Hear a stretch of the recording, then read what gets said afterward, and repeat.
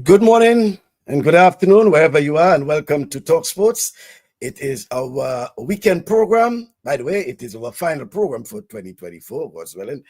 And no doubt, we'll be giving you, a bit of everything that occurred. Hopefully, I should say, a bit of everything that occurred for 2024. And looking forward, obviously, to 2025. It has been a very contrasting year for Grenada, in particular for 2024. Lots of ups and downs. A sort of reflective edition we'll look at and examine the highs and lows of sports in Grenada, from record-breaking performances in some instances, and rising stars to the challenges faced by athletes and organizations. We'll also provide a comprehensive recap of the year in review. And looking ahead, we'll also look to explore the possibilities for 2025 and discussing some of the emerging talents, the upcoming competitions, tournaments, and opportunities to sort of elevate sports in Grenada to another level, as we'll say.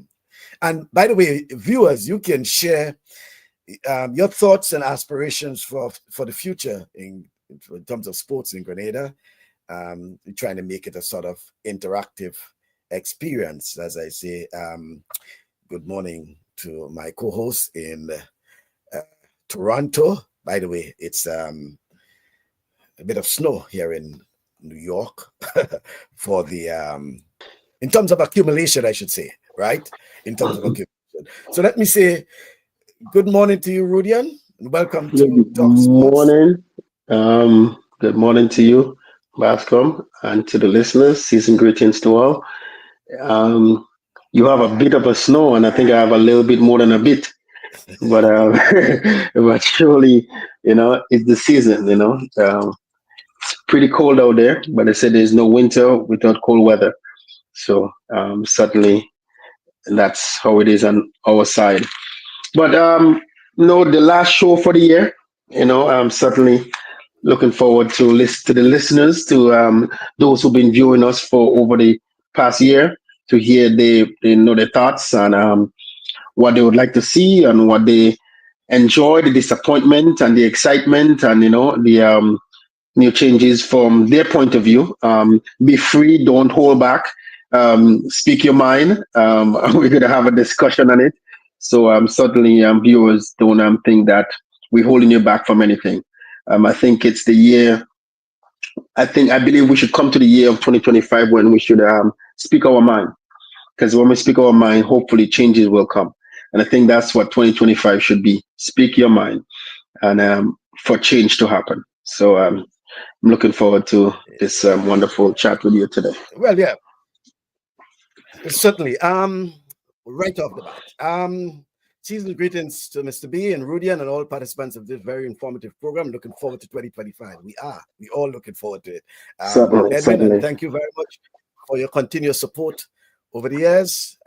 Certainly, I enjoyed it. Right, Roger Brown, please take time to talk about the state of tennis and its facilities. Thanks, Roger, and you also welcome to tell us what you know about the state of tennis in Grenada.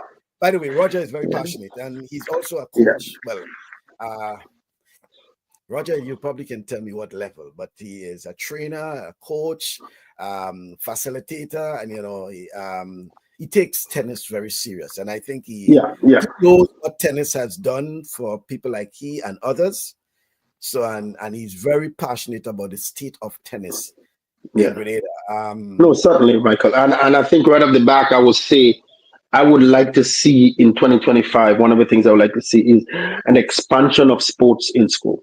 That include tennis, it might include some golf, because it has to be something that could be a part of the curriculum for physical education, for gym class, as we may say out here. And I think those are the things, you do those things with the kids. They enjoy. They don't know of the sport until they enjoy it, until they actually try it. And we hold him back from a lot of our athletes who have those talents. Listen, the best tennis players in the world are Black people. You know, sometimes I mean, not Probably, I mean, not talking about right. probably Uh, some of the best. Say some of the Some of best the just to best, make it. yeah, some of the best, yeah. To make it clear, some Yeah. of the best tennis players in the world today are black and women, and they are phenomenal tennis players. Yeah, I will So add it is to time what you're saying to, in terms of yeah, not just they are very competitive, right? yes, Yeah, yeah, very competitive yeah. and things like that. So I want to agree with you. And by the way, Roger is so passionate that he doesn't be afraid to To speak, on well not just speak, but well I hope he will speak here. But yeah. when there is let's say there is some you know post about facilities and he will be under it and say what's about tennis What about tennis? so Yes. yeah so he's so passionate about it. All right, tidings of comfort and joy for the season. Merry Christmas and all to all, and thanks for a wonderful 2024 of great sports talk. Gordon, thank you very much, and to Thank you, you and Gordon. your family as well. And probably looking forward. I monitor your Facebook page. I don't think I've seen any Christmas songs as yet. Have Gordon? Yeah, he normally with his guitar and and giving us some of the best. Thanks, Gordon. Certainly. And by the way, Rudy, and you had some homework, right? And I hope you prepared for it. We said that we will look at some of our top sports personalities for the year. We'll also look at some of the, well, some, because not all may fall into the category of Follow you in the category. deserving. And by the Yeah, way, folks, yeah. that's um our determination. You can add to it who you believe are the top sports personalities, male and female, associations, administrators, whoever it is you think are deserving, who you think is deserving of some sort of recognition just on our program, because we are not Yeah, yeah, official, right? yeah. Please feel free, just sting it up and submit it, and we'll mention it, and we'll say according to this person this is blah blah blah, right? So and so. Yeah, yeah, yeah. Yeah, so these are some of the things we're looking forward to for 2025, looking forward to 2025, right? um Rudy, and you was talking about some of the sports, right? And yeah, because we had mentioned about tennis, but what are Tennis, some yeah. of the other sports you hoping that we will see a sort of rise in terms of not just recognition, but in terms of prominence? Some of them probably once in a while, once upon a time, I should say, they were top, Yeah, yeah. and I, somehow I go ahead. certainly, I certainly would like to see cricket. Certainly because it is now officially an Olympic sport. In the next 2020, yeah, in the next 3 years, do the math, 3 years, 4 years, it will be a part of the Olympic Games, where the Caribbean countries do have an opportunity to have a team at the games. And I think I would like to see it rise. Just knowing how the disappointment of how cricket was for schools, not as much in the elementary school, but certainly in the high school, that was a disappointment, and that I would like to see change in 2025, and I would like to see it be officially, and they put more into it, that giving Grenadians the opportunity to make the Olympic Games. Mhm. um I will also, apart from that, in terms of facilities, because I have some bad news for you regarding the full recreation ground. Up to Yeah, probably a day or two ago, the condition of it was not one that yeah, I was expecting to see it in. expecting to see. Yeah, Yeah, it's not one. And in terms of facilities, I'm really, really hoping that we can see something better. Certainly. you sent me something during the week with St. Lucia. I think the indoor facility, Well, and when I look at it and I'm saying it is not anything major that mhm, we cannot do the same. It's you see what I'm saying? It's not, we're not asking for a $20,000 stadium. That's not what we're asking for. It's something that's simple, that can maybe hold 2,000-3,000 people or even less, and that it could be from both indoor basketball or maybe indoor netball. It's mainly for indoor netball for sure, but having an indoor facility for that, and I think it's something that it's long too far to come. It's time for it to happen, as well as seeing a swimming pool. We have too much success in swimming with our young ones, and yet they don't have a proper swimming facility. And I think that certainly is changed, because in due time, a Grenadian will be in the finals of one of those major um, championship. If it's World Championship or the Olympics, a Grenadian will be in the finals, and then what? Big So yeah, big yeah. aspirations from you, Rudy, but certainly, I uh, know, but when listen, there is when we look at success in sports in Grenada, just for we've seen whenever the swimming team go out, they have success. They go there, they were second this year again. They're bringing back medals. They are doing things in the Caribbean, and I think it's time for us to start saying, hey, it is time to invest into them the best way they can. If you have to upgrade what they have already, or you know make progress for them to be have something better. That's what I would like to see. You on mute. You on mute. yeah, there's certainly a lot of things we want to see, Rudian, Yeah, and one of it certainly with um, has to do with better and better. organizational Yeah, organizational organization. level, right? Um, I Michael, you've been in this. You've been in this for way longer than I am. And because age differences, and we have seen the ups and downs with sports, not only sport, but just a general concept in Grenada from government, with everything that's happening. But we're talking about sports now, and you have seen, it seems like there is no movement. It seems like we are still in the same place. We yes, we get medals in the Olympics, and we say that something is working. Well, most of these guys don't train in Grenada. They train abroad. So to an extent, right? So you say like, well, what how good is it? I say the same thing about being here in Canada. One of the good things we always talk about is to say it's good to see the Canadian men win the 4x1, but it's also bad. None of these guys train in Canada. We don't have to, Michael. We don't have in Toronto, the biggest city. We don't have a proper track and field stadium. And the previous one we had for Panams, they tear it down for soccer. So we don't have a proper track and field stadium, but yet they expect to get medals. So the fact that they win that goal, they will say now something is working because they get medals. So it is time for us to we have to change, and we have seen the same thing with the people who is there, and I think we need better organization. And I think that it's time for, if these folks who are in power is going to stay there for the next 3-4 years, you have to educate yourself in terms of the time that we are in and what is needed for a better movement for sports, because other countries developing. We have seen other countries develop. We have seen these things happening. Like we always talk, we track and field. Now there is a mixed women 4x1, a mixed 4x1.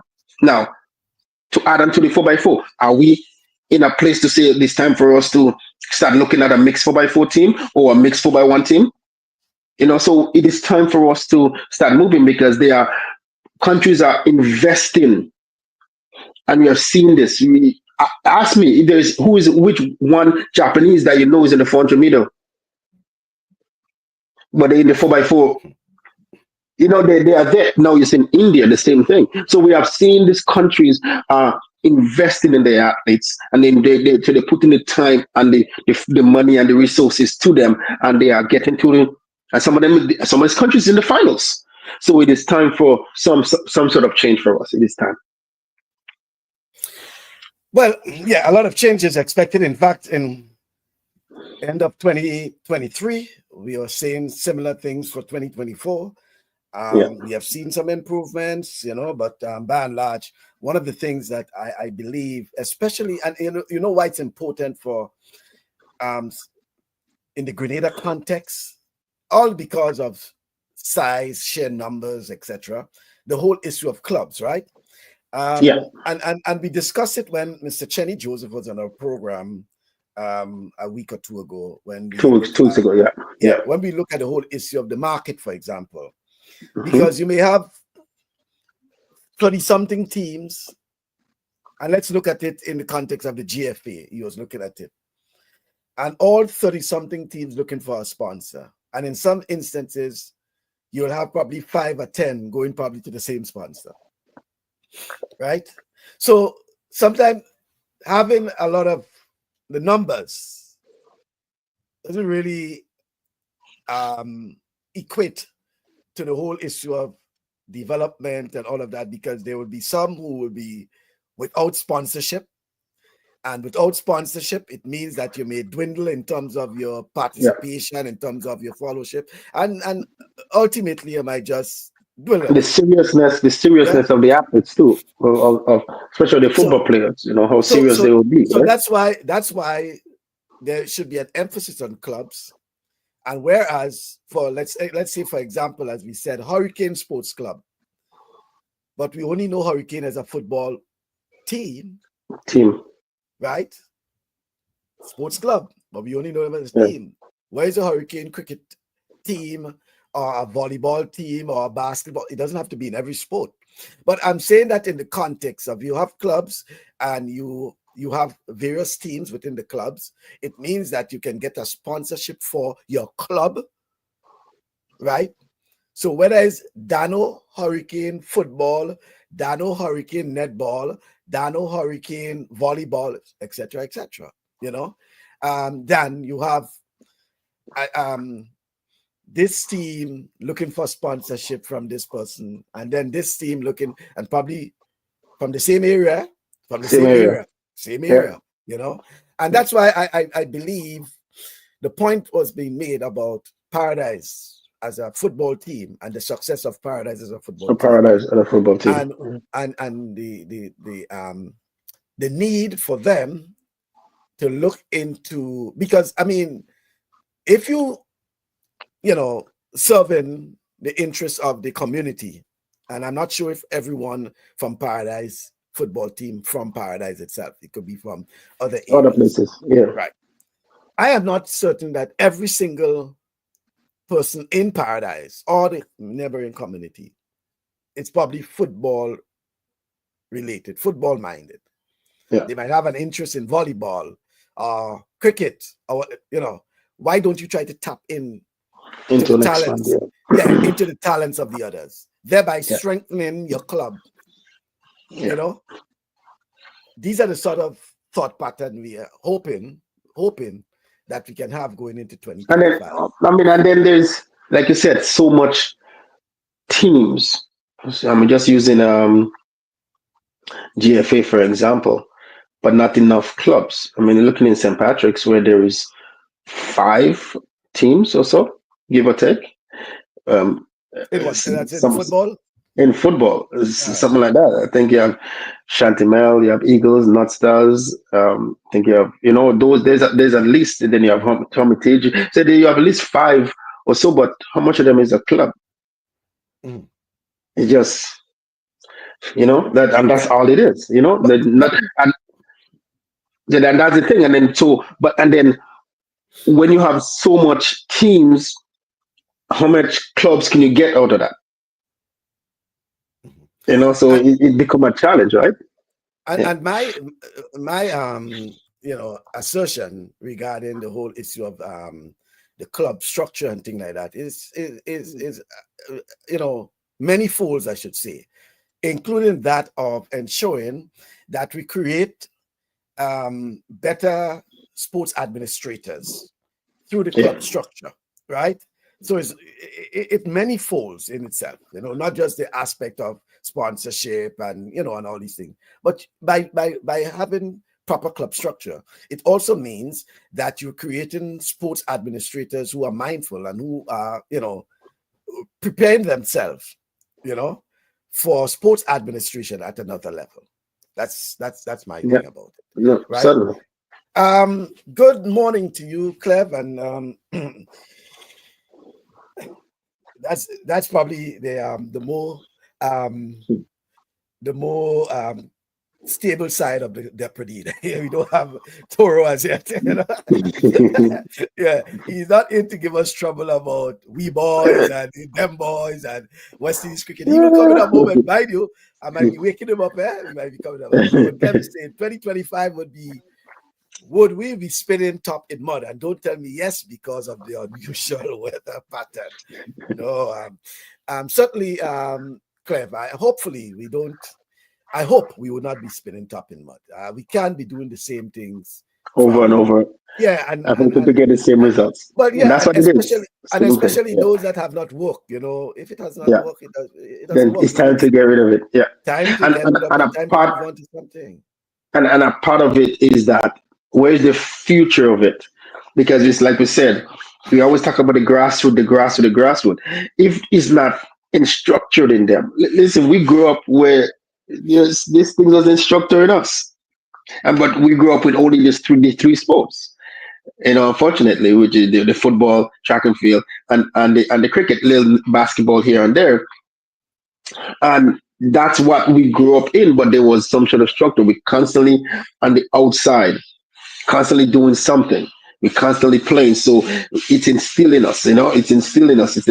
You know, and that's just what it is. But if there is no sports in elementary school to grow the youths, if there is none in high school more than your typical sports, and then how does it expand? It doesn't expand. It still stays the same, right? So it is time. They have to be an educated part of it to understand the literature of sports, and I think that is really what's lacking. And I think until they get that together to understand, I think change will come. I mean, one of the greatest things so far that we're seeing that haven't really seen anything yet out of it is putting the parish councils together. And I haven't seen anything working yet or hear anything yet, but that is progress. That means there is something to come in the near future. By 2025, there should be sports running in those parishes, and that's the hope to come. Yeah. My hope also is that the folks will see, and mind you, the parish sports councils and the national sports council will have to be a little more proactive and get the message out there, get people involved, get people participating, you know, and don't just hope that, hey, it's there and folks will just fall in line. Okay, it will be new for a lot of people. You know, we had sports councils before, but that's way back when, right? In terms of a lot of these folks who are now involved in sports to some extent, they have never experienced the run-ins of such, right? There's more people who probably in their 60s and 70s and thing who may have or probably recall, you know, that. So it will be new for a lot. So therefore, it will be incumbent upon the National Sports Council and the parish sports councils to send a message out there, to interact, to engage people, to explain to them the importance of it, the importance of being part, you know, and ensuring that you have plans and activities and certainly. And I think one of the lack too, not only in sports but in a whole, is people don't like to take criticism. You know, and you know, sometimes it helps, right? Criticism helps you because you see things from one side, but you got to sometimes see things from someone else's side. So not only saying that, you also got to put people who, listen, there is somebody who is at home who love cricket, and it could be a female, love cricket. It doesn't mean they're playing the sport, but they love the sport, and they could come in and be a part of some sort of administration to say, we can do this and we can try, because they know they're into it and they have an understanding of how it is. So we put in the same people because they play the sport. It doesn't mean that they are good administrators. So it's time for us to start opening that avenue and allowing people to get the opportunity to be a part in something. People are sitting at home that want to be a part.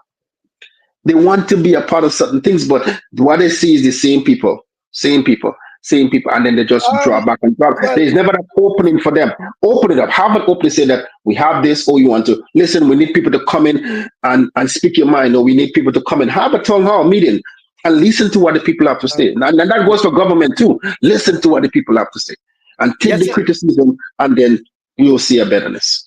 yes and no, Rudian. Yeah, Yes to what you're saying, and no to some extent, because yes, in that we do have people who are, and I'm saying yes in terms of supporting what you're saying, but yeah. no sometimes because there are folks who hoping for change and don't want to be part of the process. I don't want to be part of the Yeah. process. Yes. So yes, in terms of Yeah. there are people who are willing to, and then there are those who just won't allow them to, Allow them right? to. Yeah. Because Yeah. as you say, they're not open enough. They just believe that it's theirs and no one else should, and they're holding on to it and blah blah blah.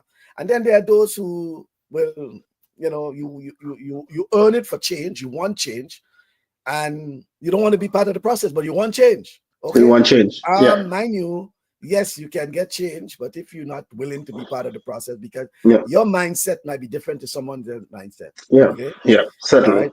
There are people who might just be sit back and they say, listen, I will support, I will think, but I'm not prepared, I'm not ready to be in the position to lead, etc., To etc. lead and so forth. Yeah. Yeah. I'm not this, I'm not that. And then there are those who believe they are good leaders, but they're just hoping that someone will just, Rudian will just come and say, hey, Michael, I'm handing you over. You are the president now. Yeah.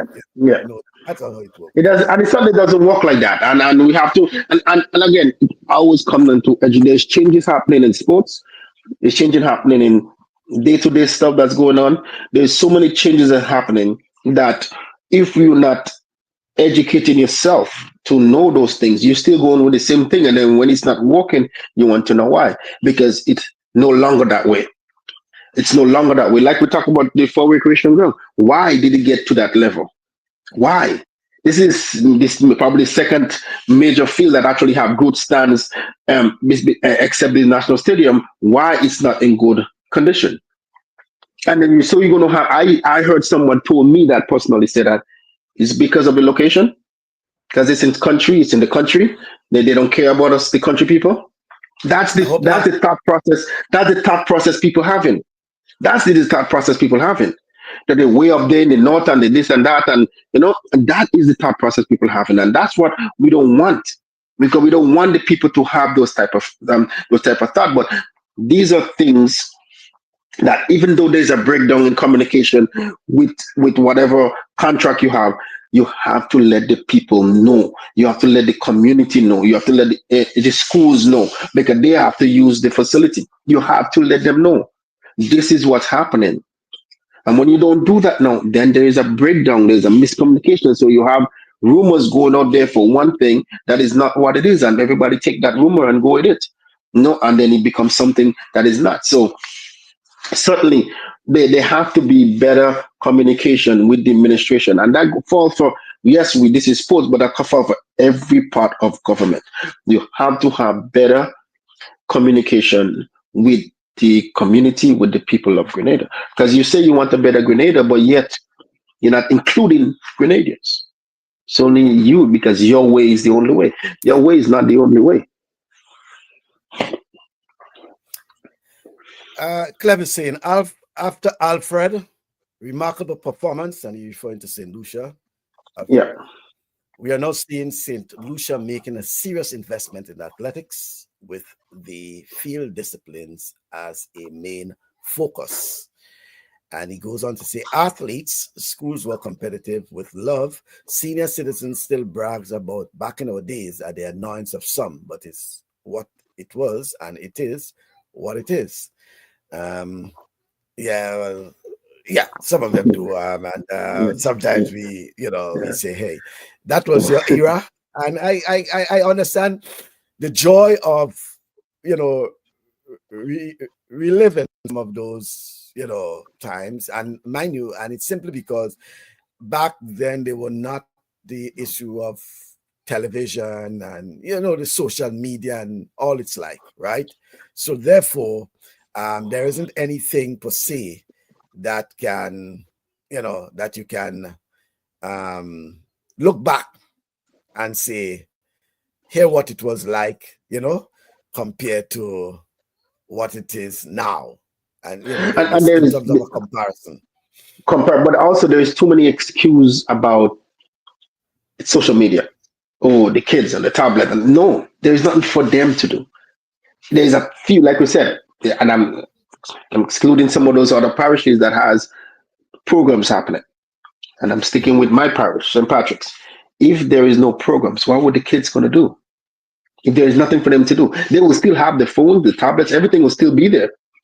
But these kids prefer to be on the outside. They prefer to go and play. They prefer to go and kick a ball and do that. They prefer to do that. But there is nothing for them to do. What would they do? And then we say, oh, the tablet is the problem. No, it's not a problem. That's not the issue. It's not a cell phone. It's not a this. That's not the issue. Issue that there is nothing for them. Because if there is things for them, parents will put them in it. So until we get to that place of putting them in, excluding some of the parishes that has some sort of program happening, and we're seeing the results in those parishes based on the programs that they are having. Look what we're seeing with schools.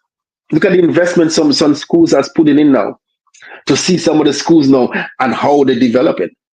And unfortunately, what happened in Carriacou, but we have seen how the schools in Carriacou was performing. And there was a threat to the mainland schools. And they not too late, they still will be in the near future. But if it wasn't for that, they probably would have been dominating in most of the sports. Right? Because they are putting the investment in. And investment doesn't have to be money, it's just the time, and that's what it is. Yeah. This is what unfortunately I have to report regarding the full recreation ground. It's a bit, it's not what we really expected to see or to be showing. Yeah.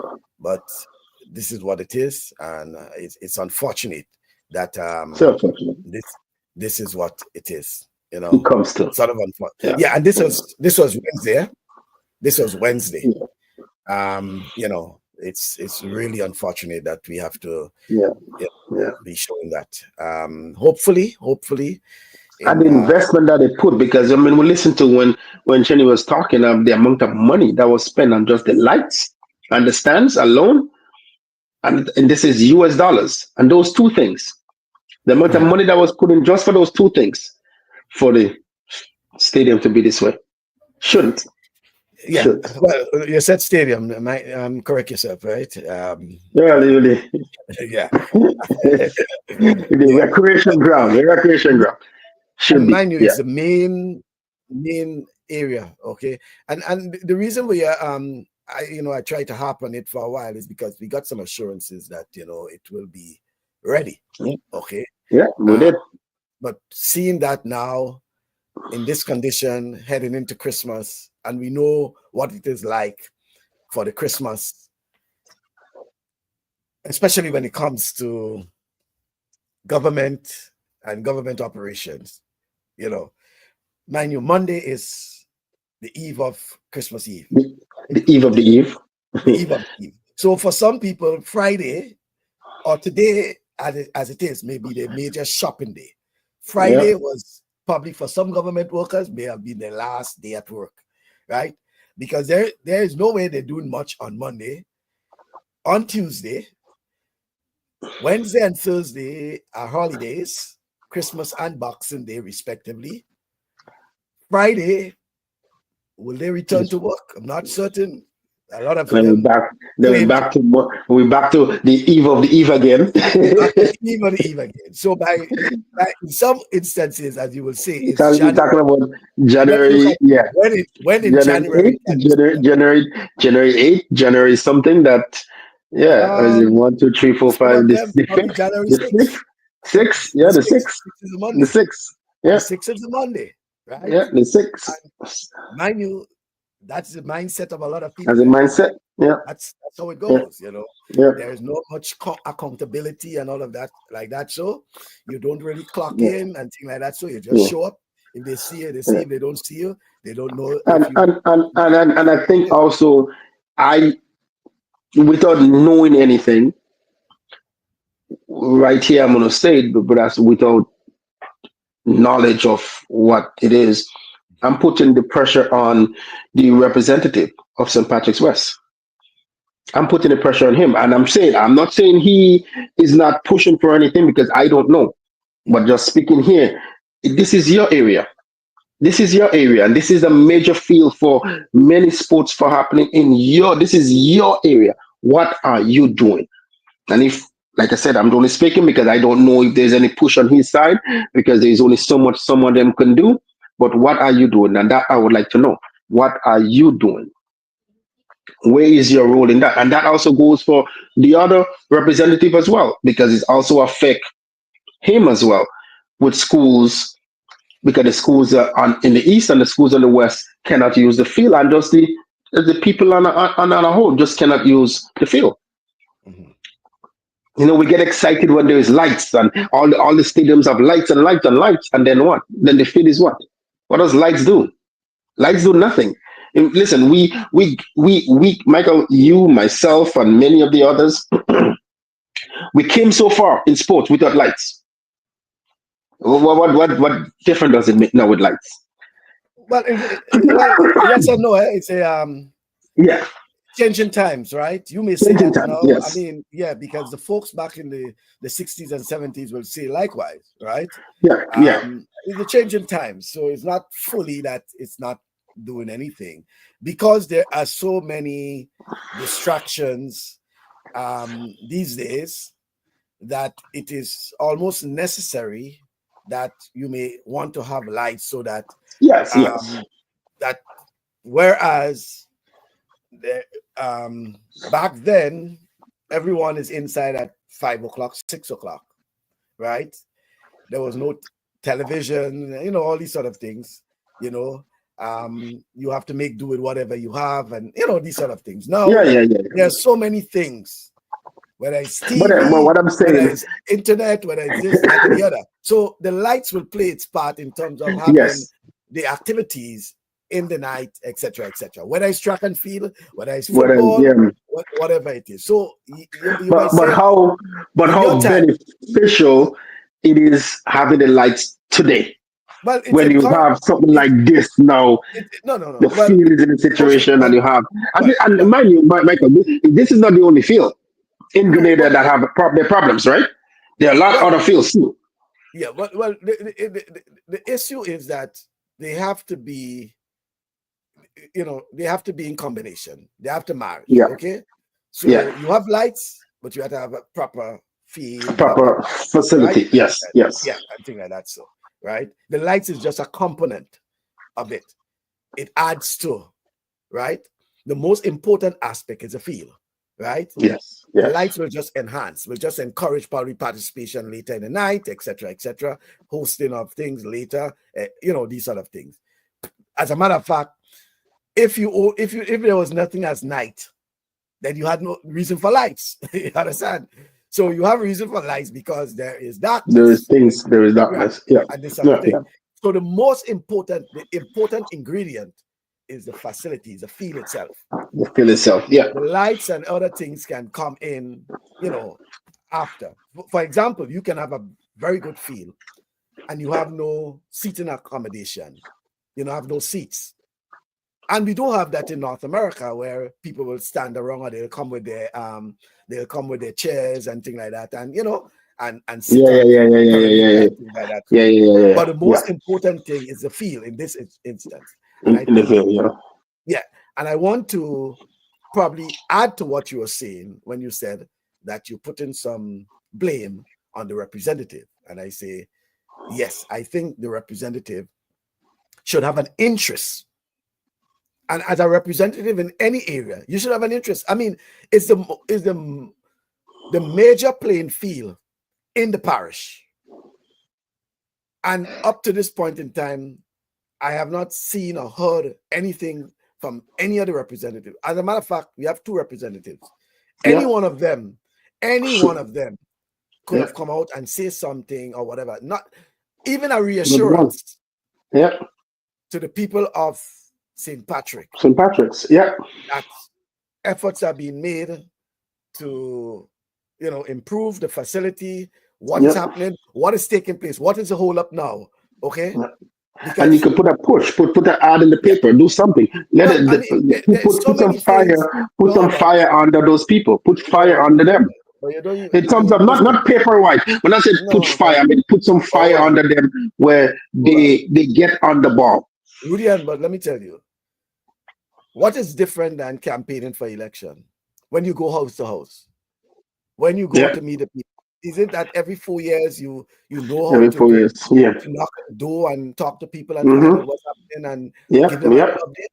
There's nothing Yep. wrong in going and just Do the same. do the Yeah. same. It's not Same thing. election, but do the It's same not thing. You election, can but do the go same thing. and say, hey, Yeah. folks, I'm passing Yeah. through, but here is what about the playing field, because I am certain Yeah. there is at least someone in St. Patrick as a representative that will be affected some way or the other. Yep. Kids, okay, the primary Mm-hmm. schools, the secondary schools, they all have Yep. various sporting activities coming up. Well, look at the two teams alone on coming out that built out of the full recreation ground area, which is Eagle Super Strikers and Nutstars. Those two teams alone. Yeah. Those two All teams alone. right. So let's move on now to some other issues. Roger opened the innings with tennis, right? And we continue with other sports, with some of them. Certainly, we know the likes of football and athletics, and to some extent, cricket and netball. But a sport like basketball, basketball is another of the sport that once upon a time, Rudian, Grenada was one of the most competitive basketball team in the OECS. Mm-hmm. In the OECS. I didn't tell you Yep. Windward Islands, in the No. OECS. OCS. I, Yep. I, I recall covering basketball, right? With Grenada and Antigua, Grenada and St. Kitts, because they were when Grenada and Antigua used to be a top rivalry. All right? Yeah, it used to be a top rivalry, Grenada versus Antigua in basketball. I could always recall that. I recall even the guys, St. Kitts used to be another very good team. But Grenada used to feature prominently in the final of the basketball. Most times you'll find either Grenada Antigua final or Grenada St. Kitts final. OECS basketball. And the crowd used to be raucous, right? Yeah, Canteen Complex used to be buzzing and thing. Gone are those days. As a matter of fact, about 2 years ago, we had a big issue. Well, I should say issue because I was accused of supporting, candidly and probably discreetly, supporting another slate. Albeit, all I did was just a matter of accommodation. So if you accommodate someone on your program, you like in that case, what I did was that I extended an olive branch to anyone who wants to come on the program and talk about blah blah blah and things like that. So regarding the basketball, etc. And one side decided that they will come and do it. They accepted it. They decided that they'll come and do it. And lo and behold, I was branded as favor in one side. You had the opportunity. By the way, that happened in football as well. That happened in football as well. Football. I remember going as far as going through Mr. Carlandel because he was at the other slate. And I asked him, and he said he will inquire and then advise me. And then I think a couple of days after, he told me that they declined the invitation. They declined the invitation. I don't know. Listen, Rudian, we don't set up people because what I was told is that they believe it was a trap. Oh, come on. They believe it was a trap. Yeah, but I still remain friends with those folks, and things like that. So, but no, but I am saying basketball, getting back to the point, was one of those sports again. And I'm hoping come 2025, because that's why Roger is so concerned, because he is saying, and you can read some of his comments, that you building so many of these courts, so many opening, refurbishing all these courts, and what is happening in basketball? Basically, what is happening in basketball? So he has a point he's being made, okay? Yeah. Because organizationally, there is no functioning basketball association. I mean, those folks can jump on me now, and but tell me what it is. What it is the Basketball Association Grenada can claim that they have accomplished or they have done in 2024. If any one of them can do that and send and let me know, I'll share it with our viewers. But as far as I'm concerned, I don't know if you know, Rudian. If you do know, please let me know, correct me. What have you heard regarding the Basketball Association in Grenada? What they have done and what they have accomplished, what they have achieved in 2024 in terms of the development of basketball in Grenada? I want to know. Nothing. I haven't heard anything. Okay, right. Okay, and that's what I'm saying. And these are the sort of things we have to look at, because we hear all kind of nice things. And that was the issue regarding going into the elections of the last elections with the Basketball Association, because then they came and it was all kind of nice things and what we planning to do, what we planning to do. 2 years into that now, and tell me, nothing. What tournament, what grassroots or development programs? I mean, there might have been some competition, but that's organized outside of the Basketball Association, right? Yeah. We knew of the Subway basketball tournament by the Ministry of Schools. Yeah. From what I understand, that was canceled. Okay, but outside of that, tell me what is happening regarding basketball and the development of basketball, right? Tell me, what's your outreach program? Okay, I'm not just talking about Grenadians and the Carnage. Okay, what's your program like in terms of basketball in St. Andrew and in St. Patrick and St. John's and even Caracou? Sometimes I like to include Caracou, although Caracou through their problems now, right? In terms of their rehabilitation. That's why, Michael, I believe come next year, certainly, hopefully, you could do that. I think one of our in our short time, the first 3 meetings we're going to have, it will be certainly good to have any of the parish council leaders to come on, maybe the president and the vice president, to talk about what is their plan, what is the future in their parish to come. Because now I've seen all of this stuff now is falling on the parish councils. I see a lot of this the sports that we're speaking about falling under the sports councils. We just would like to know what is the plan moving forward for the parish, for the grassroots, for the young people. And they may have a plan, but the budget, if they have a budget, whatever it's going to be, may not be able to move forward. Listen, Michael, we have a young man who will be the first Grenadian. And if I'm wrong, please let me know, who will be playing at Division 1 basketball, and which is Indiana State, I believe, right? Which have an opportunity to go to the NBA one day. If you take it serious, if you're serious about it, to the level of I would like to play in the NBA, then we're going to have a Grenadian playing in the NBA in the near future. All right, and having having a Grenadian at that level is back to what I was saying about the Canadians winning the gold medal. Is that what we turn around and say, well, we have a Grenadian playing in Division 1 basketball.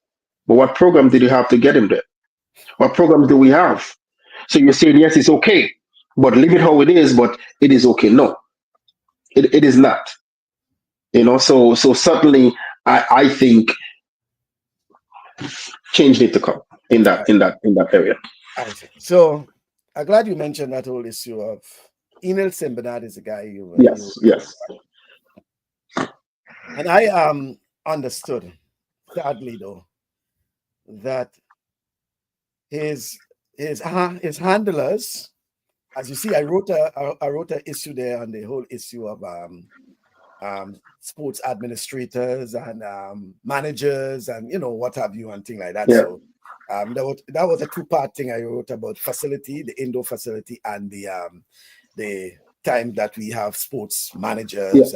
Managers and And one of the handlers of Enel told me, and I'm saying it here because it's a warning, that the difficulty he's having in getting some of the people that he approached regarding sponsorship and these sort of things, right? And there's more, believe you or more, there's more interest from folks outside of Grenada in terms of his development, his future, and the prospects for him than folks in Grenada in terms of sponsorship. Yeah. And it brings me to the point where what happens after is that as soon as these guys reach some level of stardom, everyone wants to jump on board. Yeah. Everyone wants to jump on board. And when you look at his stats and things like that, so it tells you that this guy is heading, right? He's heading for some stardom. Okay, it's up to him now because everything is in front of him, right? And once he's handled correctly, and he is being, through the Kellen Batiste Foundation, yeah, certain, right, that what you're saying there, Rudian, will become a reality. But the bad part about it is that as we speak,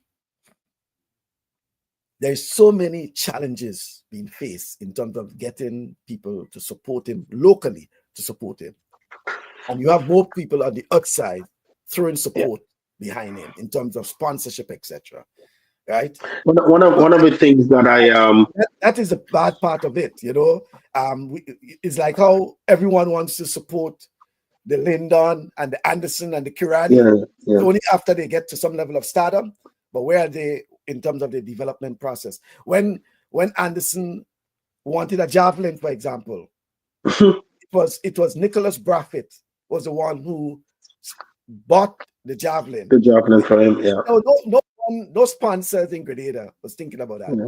When Lyndon, look at the Lyndon Victor. His story. We heard his story. He came here and told us. Yeah. Look at his story. But the pole vault he need and this and that he needs and not everyone. I mean, down to a truck he has now. Where were they when they needed? And that's a sad story, and that is something we hope that can change. There are a lot of folks out there in various disciplines who need the assistance, who need encouragement. What I like most about those athletes, the Lyndon and those who they get to a point where I have to do it now. So they change their mindset of depending or trying to depend on those who is not there to help them. It's just that you've seen everybody jumping on the bandwagon now because they're at that level. So certainly that there have to be some sort of change. Listen, one of the things that I mentioned to deal with within the sports council is a system to support athletes abroad. It's a system to support them, maybe to come home, maybe to get some medical help, maybe to do this while they are home. So hopefully, we haven't seen the sports policy yet, but hopefully there's something in there that can help and support our athletes, not all of them, but our athletes who is abroad. But certainly, Michael, what you're saying, it's certainly a disappointment, but the young man mind is made up that I'm going to make it, all the way and go as far as the sport can take me with or without the help of and support of something. So certainly I think the future of an NBA star is soon. If I may just add, any serious person in an association and hearing what is taking place regarding Enel Thembernard should say, hey, as an association, we fully support and we will do everything possible to ensure his success, barring any hatches, whatever it is like that. If you have any issue with anyone around, with hey, anyone, listen, yeah. we are the association, okay? Yeah. And we will But at the same time, Michael, how many Grenadian basketball players you know that is out there playing in the NCAA? Well, there are few, but it's just that at his level and what he is doing. And, that's what I'm saying. Yeah, and mind you, I have to give kudos to the handlers. They are doing a job. marvelous job. They're doing a marvelous job. Yeah, probably others that we don't know of, right? Yeah, but they are doing a marvelous job in showing that one, he's getting the level of promotion and exposure, because apart from showing and having the results available, saying where he'll be playing, how he's and even feedback from some of the coaches, etc. In addition to that, he has been going on various camps, right? It's not just some of the folks I know. Sitting back, and some of the folks used to, when they get a breeder, they come to New York and relax, you know what I mean, and things like that, right? I talk about the whole track and field athletes. I'm just yeah. But here it is where his handlers were taking him to various camps, and ensuring that he gets the best. Mind you, a lot of the resources they're doing, the money from themselves, no assistance there. Yeah. No assistance. But then that's where, not from government, not from association. And that's where, Michael, there is a lot of people, and I've met many, many Grenadians who was from families, grandparents, kind of thing, who was in the United States, England, they are not good enough to make a national team in Canada, the United States, or even England, but they will be the best in Grenada. And they are challenging. The challenge for them now is that they don't want to, because they feel that there is no support. Well, so if there is a challenge for the future for our generation, if it's descent from grandparents or parents in the foreign countries, to want to represent where the parents from. Some of them may never been to Grenada, but they want that opportunity to represent where the father is from or where the mother is from, and in various sports is where is that avenue for that. Well, but you have to find a way, and my thing about it is that in the case of Enel St. Bernard, and mind you, I'm just using it as an example. Yeah. He's one of many, right? And in his case, he is not one, as you were describing, he's one that came from Grenada. In the last year or so, okay? Yeah. He was identified in Grenada itself, okay? And things like that, okay? I think he attended the St. Andrews Anglican Secondary School, SAS, whatever. Yeah. But I'm just using that as an example in terms of, here is a situation where we have a guy who is on the verge, and he's not getting the sort of support, not even at the national level. Because mind you, I'll remind them that in 2024, the many letters, the many appeals, and in the many promises that were made to assist, and there was never any assistance. So be forewarned that you not come in and talk about your commitment to sports and sports development.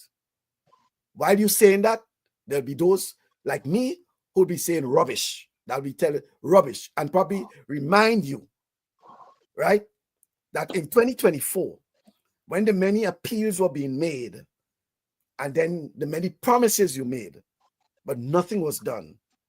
Okay? Nothing was done. We have to remind them about those things. Yes, you do. Yes, you do. Because they come and they make people believe at some point in time that they were doing so much, and they are so much committed, and there's so much this and there's so much that. I am making that appeal once again, that here is someone who has the talents, who has the mentality, the temperament, the everything to make it big. Okay? He's one of those that came from wherever in the rural areas. But he can make it big. He just needs the support. But there are a lot of promises that are being made, and we look at this and we look at that. In fact, there's one that a promise that even saying, let us know when he will be drafted.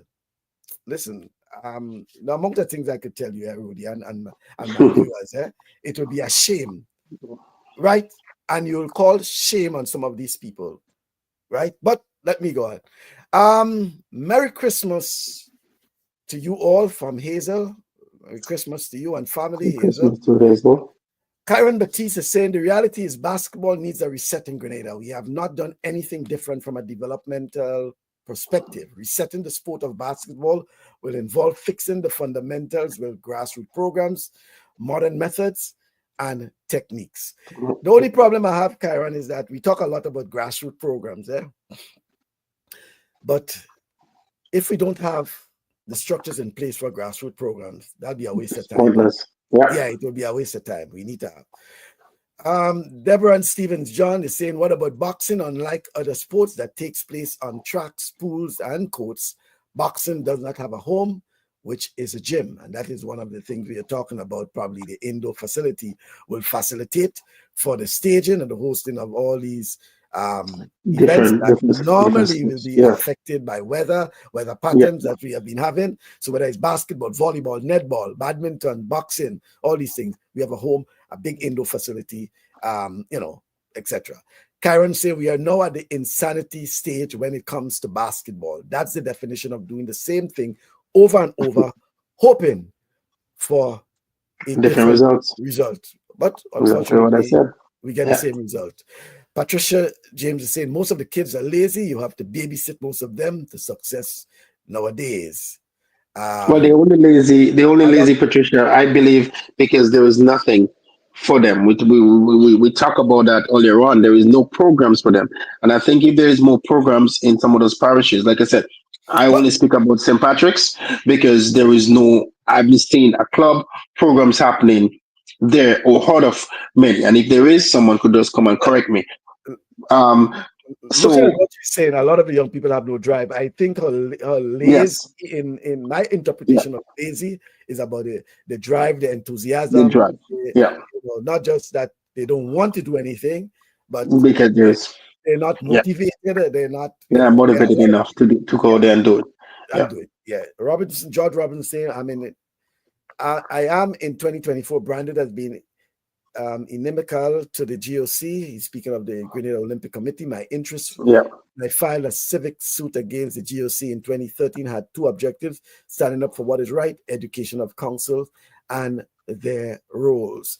Deborah and Stevens John say, what about, she said about boxing, or she added, it's just the dedication of our coaches that keeps the sport alive in Grenada. Blessed good day, Kingman. That's Nigel is saying, and Patricia is saying it's good now that as an individual, that person can push on their own and find the right avenues for them.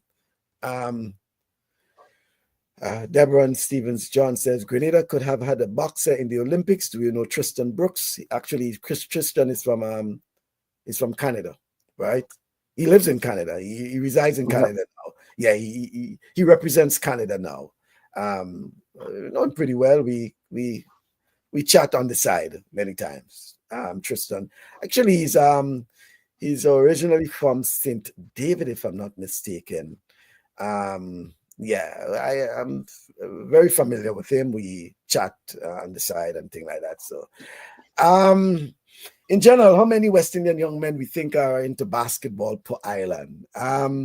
That's a good question, but you know, but there's a lot. There's a lot there, and there are television, quite a bit. There is a lot, but the point might be made too about there might be a lot of people watching basketball, the interest in basketball, but in terms of playing, once upon a time, I know track and field and football, but basically complaining that basketball was pulling a lot of the young men in particular. Young men, right.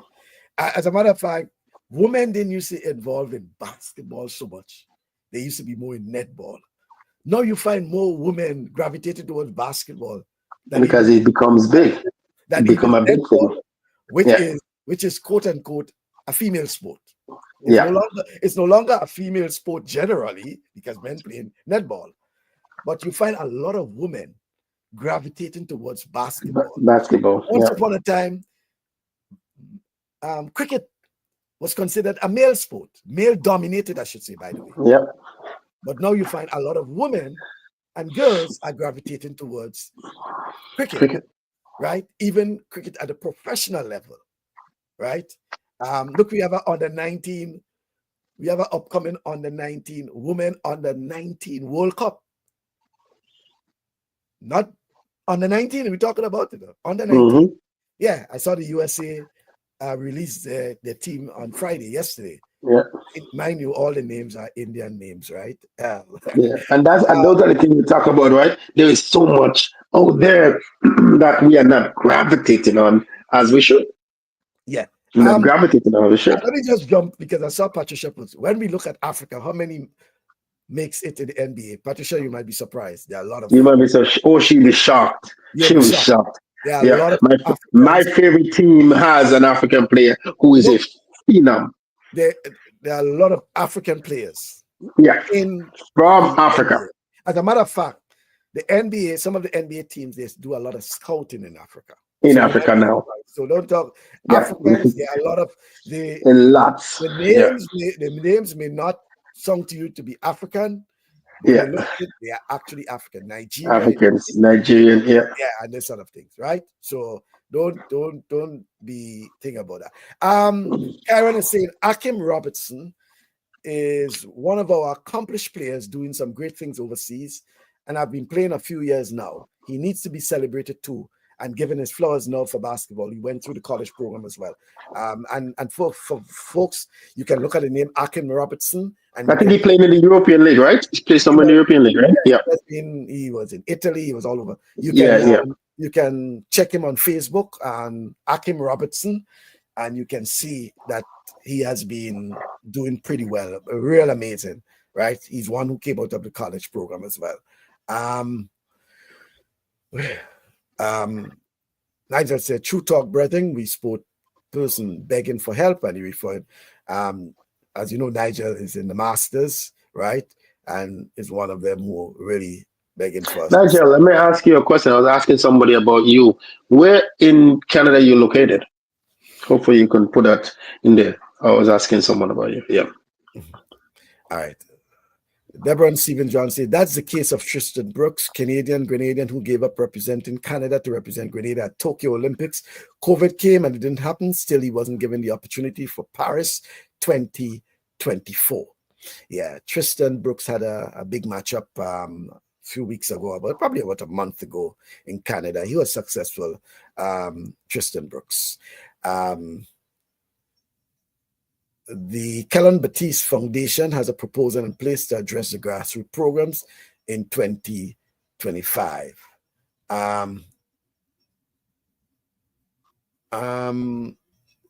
He finished school here in Canada and would have really wanted to see him excel in sports. Who are you referring to, Patricia? I want to know who in particular you're referring to. Maybe Brooks? I know he's. I want to think of Brooks here. Lincoln, welcome. Good morning, sir.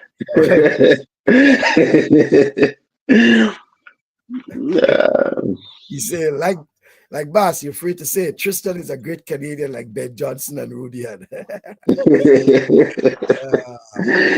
It's a good thing you talk about Ben. I saw him on the track yesterday. So, it's just good to see him. Patricia said, I would really like to see cricket in schools with girls' team. Yeah, we want to see a lot of. There's a lot of stuff we want to see. I cannot stress this more and more. We need to be aggressive and intentional about our approach in the development of our players and coaches to compete with the world, right? Well, Kellen, that's one of the things I mentioned. I was saying that the people who are in position did not adapt to the newness of sports. Every day there is something new. Every day there is something different to change. And if you're not willing to educate yourself on that, and many times on this program I ask, just within Grenada on a whole, Grenada could have their own coaching level 1 and level 2, just on their own coaching development.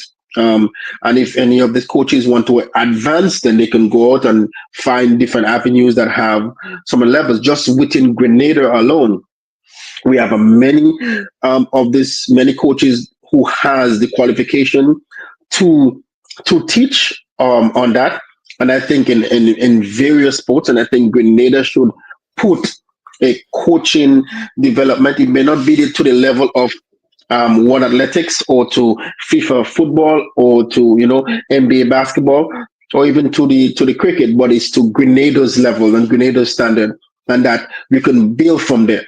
And so a lot of these people and them coming in, they don't have no coaching experience, and then some of them don't have the knowledge of the newness of what's happening in the sport, and then yet they want the athletes to go out in the world and compete against the world who has knowledge. So when time the athletes get there, they don't know what's happening because they're not educated on that stuff. So certainly, I believe I would love to see Grenada itself put a program together. We can find a lot of the young kids. We could start it in school, Tom Sissy, where these guys and these young athletes can have some sort of coaching levels and they can start coaching. And you'll see a big development now in the sports because what's lacking is coaches. People just have coaching education, if I may say, because people just have the knowledge of I want to coach and they're coaching. Many people out there is coaching in Grenada and they do not have any qualification in coaching and they're just as good. So certainly that I would like to see. You start one way and you expand further with the hope that Grenada could say, okay, I'm sending 5 coaches, I'm sending 10 coaches abroad to get the levels in coaching. And most of these levels you just need up to level 3. Level 5 is good to have, but level 3 will put you in a really good place as well. So that I would certainly like to see. Nigel is saying he's in Toronto. Oh, he's in Toronto. Okay, yeah. Nigel. And in fact, he says he can contact and you can chat. Probably I'll put you all in touch with each other. Yeah, definitely. That certainly will be good. After the program, yeah. Hazel says, with the change of scholarships, we need to discuss how it would affect Caribbean athletes. That's something certainly. Certainly in Hazel. Yeah, there is some changes. Yeah. In fact, I already started with Kyron. Kyron and I started that conversation already. We have been sharing information about the changes. Whenever he comes across something and I come across something, we'll share it with each other. But certainly that is something we have to start looking at because I've been a lot of and then with you never know with with the thinking of some of these politicians now, especially in the US, we don't know what new administration. Yeah, we don't know what changes they are coming in that will make an effect in sports or to the athletes that's coming in. I've heard about a few things until you see it and manifest. Then we don't know if it's going to come, but we have to be mindful of a lot of these new things that's coming in, this newness of change, and we have to be mindful and try to prepare our Caribbean athletes for what's to come. Certainly, yeah. Yeah. I don't want to, Patricia, I was trying not to go into some of those comments because our good friend Toro, you might just wake him up. West Indian kids out here are not going into cricket. It's sad. And I think she's referring to BC. So Patricia is probably over there. Cricket in BC. West Indian team are made up of all Indians. Is it that's really British Columbia?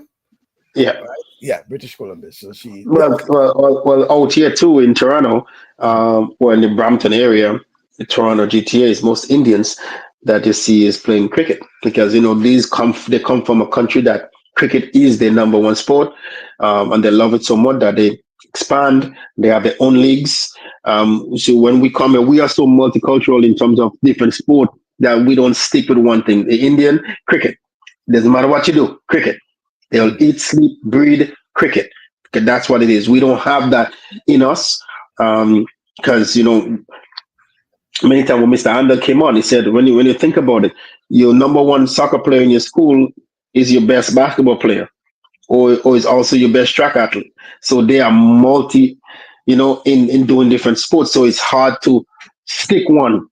Pin down on that, and that's what he's doing. That when you need them, somebody need them for practice for basketball today, but they have a soccer game. So that's the difference. But that's the difference with the cricket. This is what they do out there. So the same way it is in British Columbia is the same way it is here in Toronto. Oh, really? Well, let me see.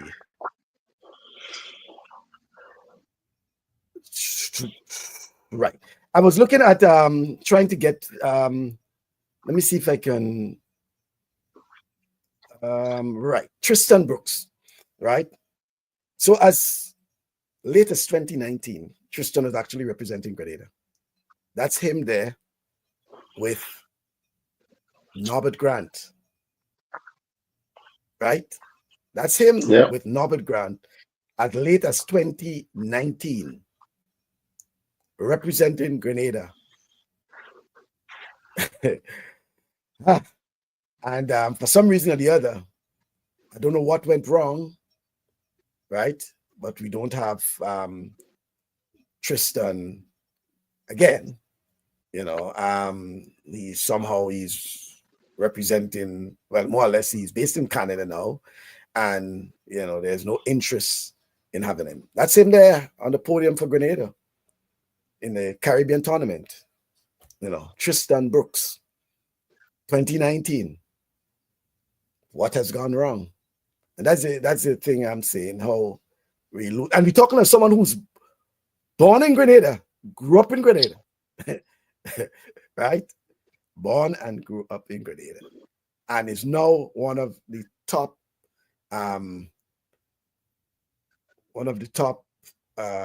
what I should say, boxers in Canada at his level. Yeah. At his level, yeah. Yeah, look up the name Tristan Brooks, and you'll see what we're talking about. What has gone wrong? Yeah. Yeah. So we're going on to our last 45 minutes of the program and for the year. Rudian, it's time now for us to start delving into some of what we think could be some of our top performers for 2024. And we have to be broad-minded. I know sometimes we tend to just look at on the track, on the field, but we have to be broad-minded. Who do you think? Let's start off with what performances would you characterize as probably the best for Grenada, or among the best, because it doesn't necessarily have to be just one for Grenada in 2024? Women football. Women's football? Yeah. In terms of I've seen a big improvement, and I've seen a lot young girls really more involved. The sport for female footballers in Grenada has expanded, especially in the school area. It's bigger. It's becoming excited, and I've seen the performance on the stage when they go out. I've been performed very well. I believe women football, in my opinion. Yeah. Yeah, well, it's among, because we spoke about that, and I say that because it's newish in a sense. No, newish is not a word, but it's kind of new to the other sport that is out there. Yeah. To the netball and the other stuff. I think I had the football among. That's why I went on to say, and I was piggybacking from when we were in discussion with Chenny, and we were talking about the women's football. And women's football, yeah. If only we can keep them playing, right? Yeah. They drop in be better ranking. Yeah, they dropping in ranking because they're not playing football, right? They're not playing football. Yeah. But I would also want to add that the women's volleyball, beach volleyball in particular, it was and again it's all because of their participation, right? And because we don't have many of those sporting tournaments locally, more so is regional international tournaments, but they had a string of successes in terms of that. And I want to also make mention and recognition of women's beach volleyball at Pierre. They have been doing pretty well, and in fact, and that's Michael. In the rankings, yes. in the OECS, in In the OECS, yeah, Eastern Caribbean in particular. yeah. And they did what, second this year? And last year I think they won the OECS. They've been doing pretty well, Pretty well, volleyball, and pretty well. Yeah, even playing against some of the teams that they once feared, like St. Lucia and things like that. yeah, So yeah.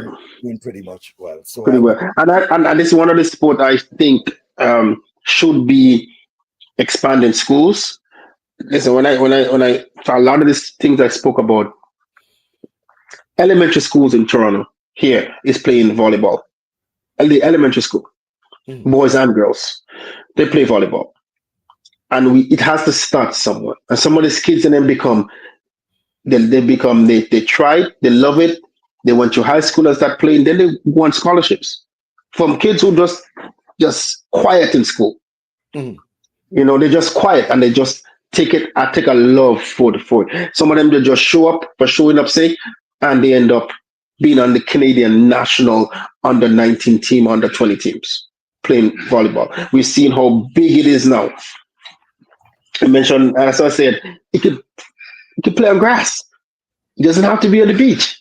You could expand it in so many different places. Imagine you are I'm just using the for recreation ground. I know it's not what we wanted, but imagine you could have 6 volleyball nets up, and you have a 6 tournament going at the same time on grass. So we have to be able to find ways to expand the sport, and we as Grenadian could start something that the rest of the Caribbean can pick up from. First ever grass basket volleyball tournament. There is tennis that is on grass. So we could do this, and I think that's, I said, administrations, I do hope you guys listen, go back and listen to this. It's time for us to expand the horizon in sports in terms of school. The Minister of Education, please expand in education in terms of sports in school, because that's how far the kids can get to. So certainly, I agree on that with you on that as well. Yeah. If we look at our top personalities for 2024, I had asked you to go first. I will throw mine in the ring now.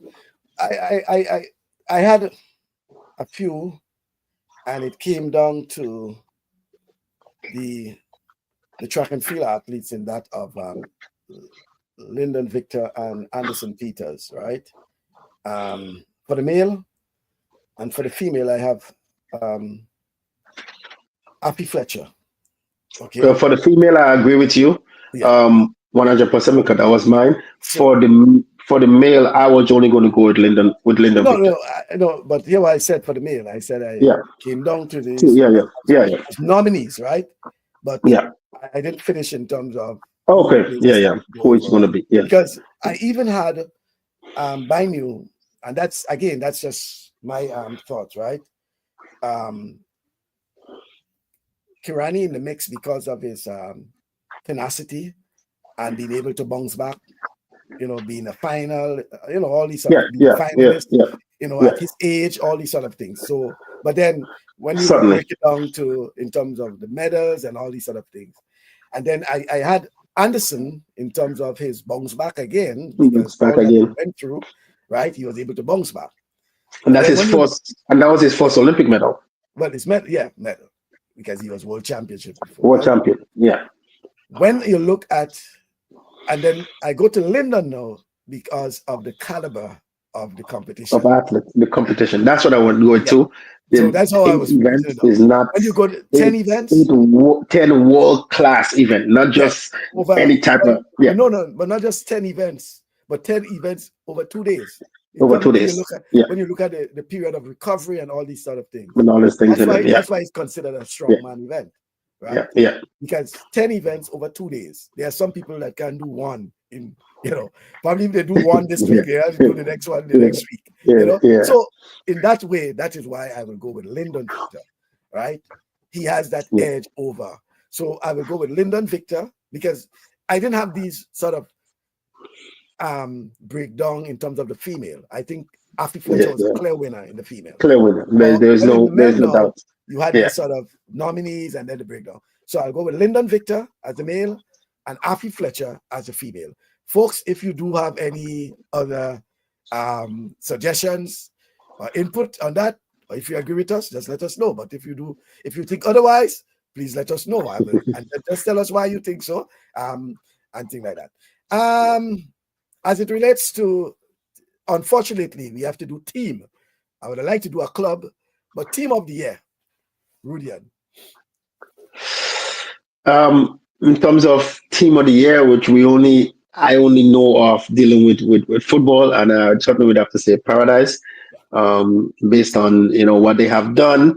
I think the way they structure as well, their runs. I think certainly it will be Paradise. I want to agree with you with Paradise because Paradise has been a very well, and I knew they also doing well in the junior level. They also doing well. Yeah, the female, right? Yeah. So I want to agree with you about. But also, I like to also add in there as well, St. David's Trailblazers. Certainly, I think they are constantly and year after year developing great youths in the sport, and they are constantly always there with a lot of youths, and they are getting the sponsors, they are getting the equipment, they're getting a lot of stuff. They are still lacking in a lot, and they still can be successful with what they have. With the little that they have, they are still successful. So certainly they are also notable. I would say notable recognition, right? So just to recap, we say the performance of the year would have been that of the Grenada national women's team, right? Performances in terms of performances. Sportsman, Lyndon, sportswoman, Afi. Team of the year, Paradise. Who would you suggest to be the school of the year? I have two schools, and I'm trying to put me in trouble myself. I wanted to leave that one for last, but I say no. Let me go with it. But I have two schools in mind. Yeah. And I think for me, the first school is Boca Secondary, and the second school would be PBC. PBC. Yeah. All right. So I know I'm putting myself in a little shake-up, but Boca Secondary has shown so many grace in terms of what they are doing, in terms of what the accomplishment they have had, and yeah, it's just they come from you never hear of them over the past few years. You hear of everybody else, but they're just coming up and they're creeping up and they're creeping up and they're creeping up, and certainly, like I said, they will certainly, if they continue the hard work, they'll shock some people in the near future. So you have Boca Secondary School as well, and why PBC? Why PBC as another? I also see the same thing. The work that the school is putting into the youths and the discipline that they have had. I think they also the future is coming up for them, and I think if they can continue what they're doing, they could be shaken up and be hear the name top 3 in any of the major sports in the near future. All right, I thought about it, and I didn't come up with a clear winner, but I had one of the two that you mentioned in my slot, and I put a couple. And mind you, I tried to be so fair that I expanded it. So I didn't have two, but I had Boca as in it, and no order of preference, right? Yeah. I had Boca, I had McDonald College, I had SAS and GBSS. So the 4 schools I had: Boca, SAS, McDonald College, GBSS in terms of sports for 2024. We can break it down and we can probably delve into them and come up with one. No, I mean, I look at those schools that you mentioned. I was looking at sports because those schools constantly are in the mix and they constantly have sports And playing that's and they're constantly in there. yeah, and Certainly, that's yeah, I look at the something with Boca with the newness just coming yeah. I out, understand. Yeah, and just really coming out and shocking us by seeing what they are doing. So certainly those schools we have seen SAS. They have been very successful this year in terms of winning many of the football, the netball, so many things they have done. But I just went with Boca because they are coming. They're coming up. We have seen a lot of this new stuff coming up. So, like I said, and all those schools are very competitive in those sports. They take it seriously, and certainly, it's quite easy. You know? It's quite easy. What question? In football, was GBSS in the football Yes. finals? Well, not in the final. I think they were in the semis, if I'm not mistaken. Yeah, in the semis, right? So Yeah. that's why I looked at it So in terms yeah, of the level of competitiveness and not just being the winner, but yeah, when yeah, you yeah. look at Level of competitiveness. Yeah, being there, whether it's the quarterfinals, the finals, all these sort of yeah, things. When you look back at even intercall, all these sort of things, so you yeah, can't yeah. take away from the dominance of the GBSS Listen, this is squad. the fourth You year. can't see This is the fourth year in many years that Magdala College wasn't in the semifinals in netball. well, In many years for women, like right, I mean, yeah, in right, many years. yeah. So you look And at it's that. not that they didn't play for it. They did play for it, they just lost. But it just shows the competitiveness now of some of the schools. What was the schools in the old days? In netball. It used to be the There's famous always American High there you School. go. Yeah. But And we are them. Yeah. by the way, this year we saw Anakin High School, Yeah. Grenville Secondary School, Yep. Happy Hill Secondary School, and I think St. Joseph Convent might be being the four The, schools, the, the fourth school, yeah. A and B, The A and right? the B, yeah, yeah.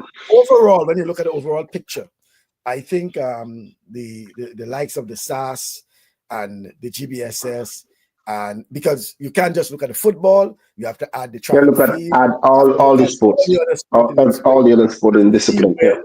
where they're featured, right? Where they're And it featured. said to you how the school is also operating. And it also say a little bit of that as well.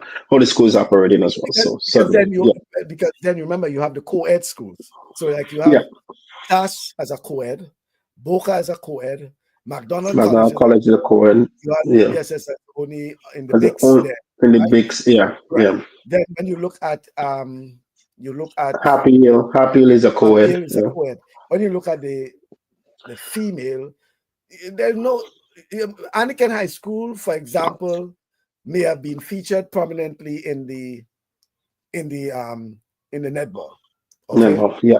The days of dominance in track and field no longer there, Oh, right? yeah, We've yeah. seen the St. Catholic and we've seen all these other schools now creeping up and things like that. So there's no one school that will be dominant in terms of the female, The right? female, yeah. Yeah, in terms of the female, no one school, because then you'll have to look at how did they perform in this sport, and then how did they perform in this sport, and then in this sport. But when you look at Yeah. in the other probably in the male, for example, there are so many of these schools that are dominant. Yeah, yeah. They are very dominant. Whenever you think about the sports, they are there. They're there. They're there. In the Yeah, quarterfinal, they're the semifinals, they're in the final.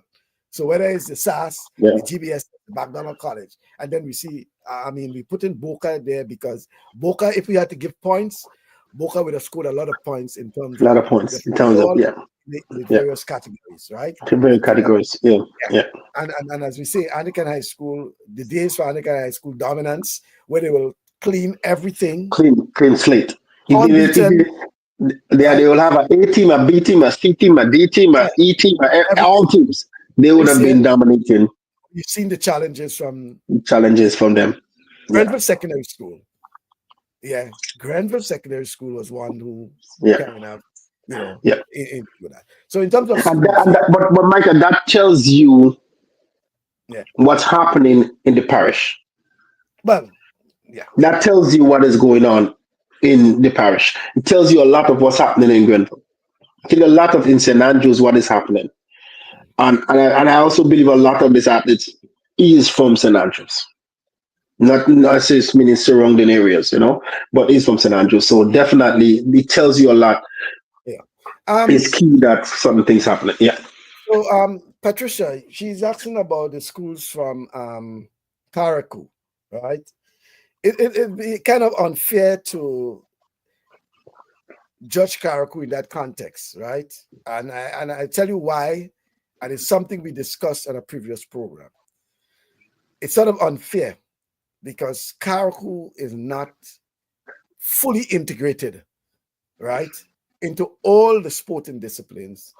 And, we understand why, and I keep saying that it should not be so, right? It should not be so. Look, the problems we still having with even Karaku having an affiliate in the GFA, for example, right? After all they have been doing and whatever, always some excuses. But Michael, there's also I think but it's a fair point to make in terms of the no, inquiry. certainly. Right? But I'm what still thinking that Karaku should be fully integrated into the sports. into all the sports and all of them. And the budget also have to be in play for Karaku a bit more than other schools. Because when it comes to the sports in schools in Karaku, they have to travel to the mainland to play amongst those schools. And if they come down for one day to play, imagine the coming down and play and then going back up. Schedule have to change, even if they have to play in the morning to make sure they catch the ferry. So there's a lot that has to be done with them that is unfair to Karaku. And if and if they have to come down for a day or two, then they have to find place for them to stay, so that they can play, within that week, and then so it's certainly unfair to them, based on where they are. But if they are part of it, they are a part of it. But they're not affiliated with all the sports. So certainly there is a disadvantage there for them. So certainly, that's part of it. Yeah. So certainly that's the issue. Yeah. We want to raise regarding Karaku, and we hope it's something that can be addressed in the new year regarding Karaku. As much as we want to, I think it would be unfair to put Karaku in the mix, whereas they're not fully integrated but we're hoping that they can be fully integrated into the sporting structure, and not just sort of trying to make an arrangement so that Karaku, so for example, Karaku could come in, and try to play 2-3 matches or whatever it is in a period of time and then go back up. And then go back up. Yeah. It's not fair to them. Yeah. It's unfair.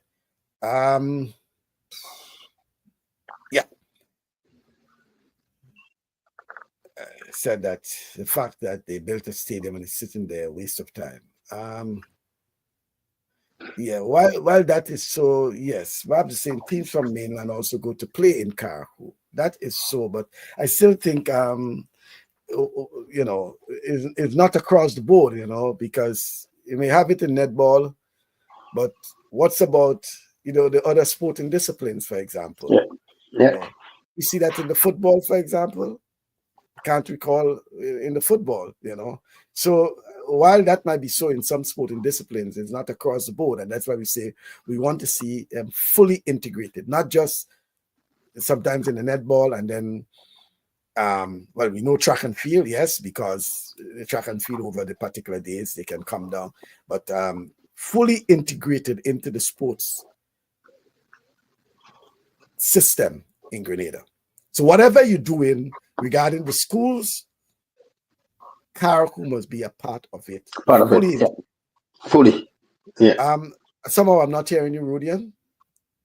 Yeah, I'm on. You hear me? No, I'm hearing you.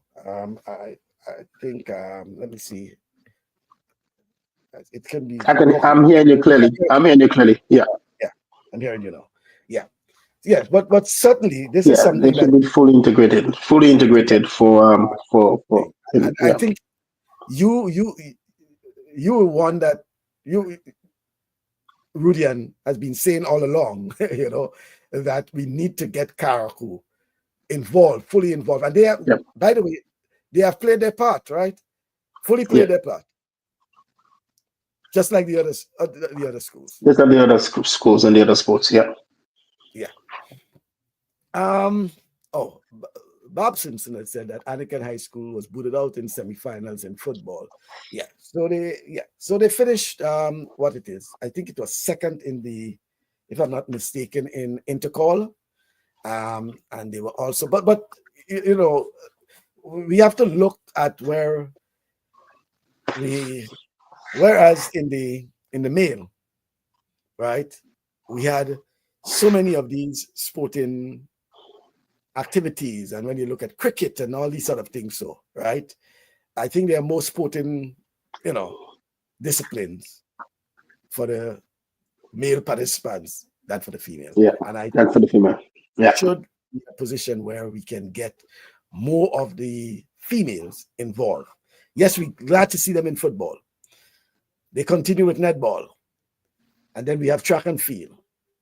But we want to see women involved in cricket.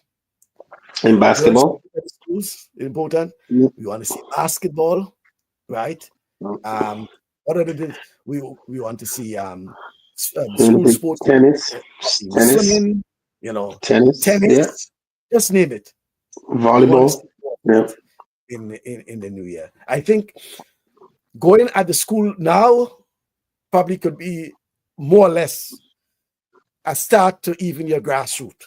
And you know, we talk a lot about the schools, but a lot of time, Rudy, and for some reason we leave out the primary schools, Yeah, but that's what I'm saying. That's where you got to start.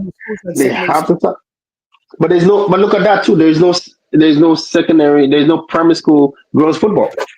But they have it in high school. So how do they? Where did they get that from? So you have some of them coming into the high school and they don't even know how to kick a ball. But yet we have a women football team, a national women football team. But we don't have a grassroots. And then you come back to talk about structuring the clubs. Do they have an under 15 women team or under 10? And listen, Michael, football, here they say soccer, it's bigger than hockey right now. Football or soccer, we said, is bigger than hockey. And it's becoming more expensive than hockey. Because there is benefit in it for those players now.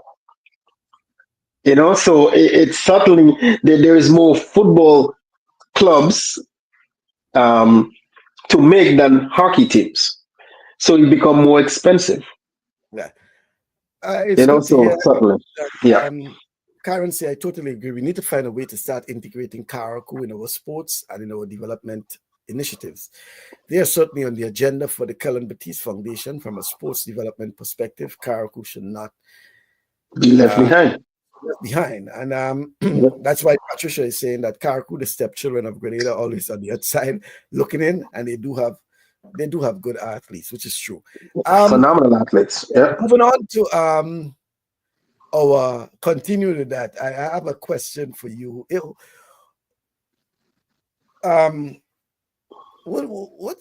Which team would you characterize as the international team of the year? For Grenada? International team of the year, just international. All right, let me make it easier for you. Here is Toro.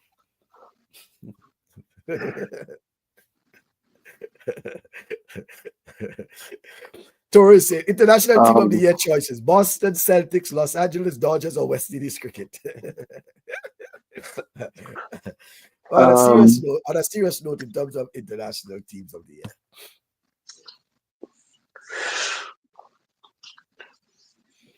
Ay.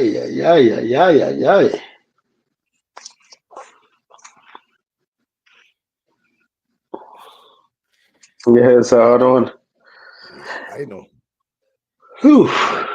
That is a tough one, and I want to I certainly want to aim towards a football club. That's I certainly want to kind of aim my direction to one of those football clubs.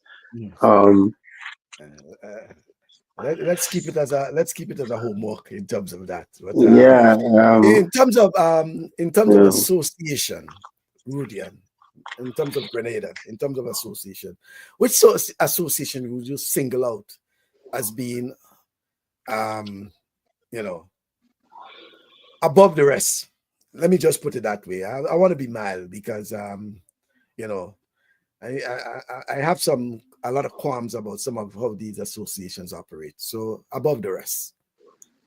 In 2024 in Grenada, Sporting Association.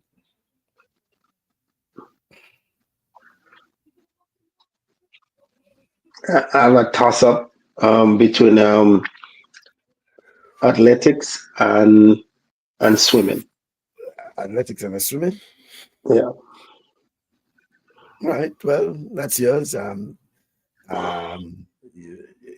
don't have to agree on everything, but you can give your reasons why you believe athletics and swimming. I'll say athletics because of one, we host one of the biggest games in the Caribbean, and it was so successful, which is the Caribbean Games. And we have seen the success of our medals in the Olympics. That certainly says a lot. For the association? I mean, but for the athlete, that's athletics in a whole. Just track and field in a whole. I know it's Olympic sports kind of thing, but just athletics in a whole. And swimming, and we have seen the performance that they do year after year, and they don't have the facility as some of the other countries. And that you cannot. They are doing something that track and field have stadiums. They have the grass. They have this. They have that. They don't have that facility as they should. So certainly there is a toss up. Yeah. Right. So talk about it in a second. Yeah. So I will continue with swimming associations, particularly because of what Rudian says. Track and field is basically ready made. All of it from the schools. Okay. I don't see any emphasis on development programs because most of the athletes are already from the schools. The athletics association just continuing, hosting and doing what's probably necessary, but nothing extraordinary, I would say. Okay. Everything is probably ready made for them at the school level.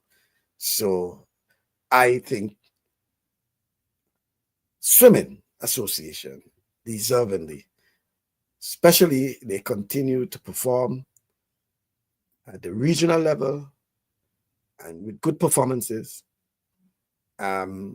competing against countries with better facilities. If you see what they have and when they cannot use it, they have to go to a hotel, etc., etc.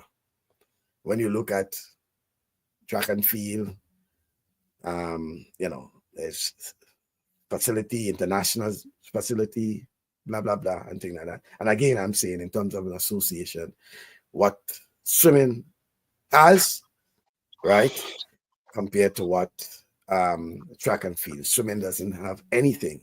The only thing I can say probably they have are promises that probably for the last 10 years that they will get a facility, right? Yeah. And they continue they have to perform. Perform. Yeah. So I will go with swimming. Yeah. Swimming. In your absence, let me tell you why I said swimming over athletics. Track and field is ready made. Everything is at the level of the school, right? In terms of preparation, everything. The Athletics Association cannot claim to fame much of what is happening at the school, right? True. Right? They cannot. And even at the level, when you look at, in terms of competition, the biggest competition is school competition itself. It's not the Whitsuntide games. Yeah, certainly. The school, the interhall, right? And that's at the school level. They just happen to be the parent body, right? Yeah.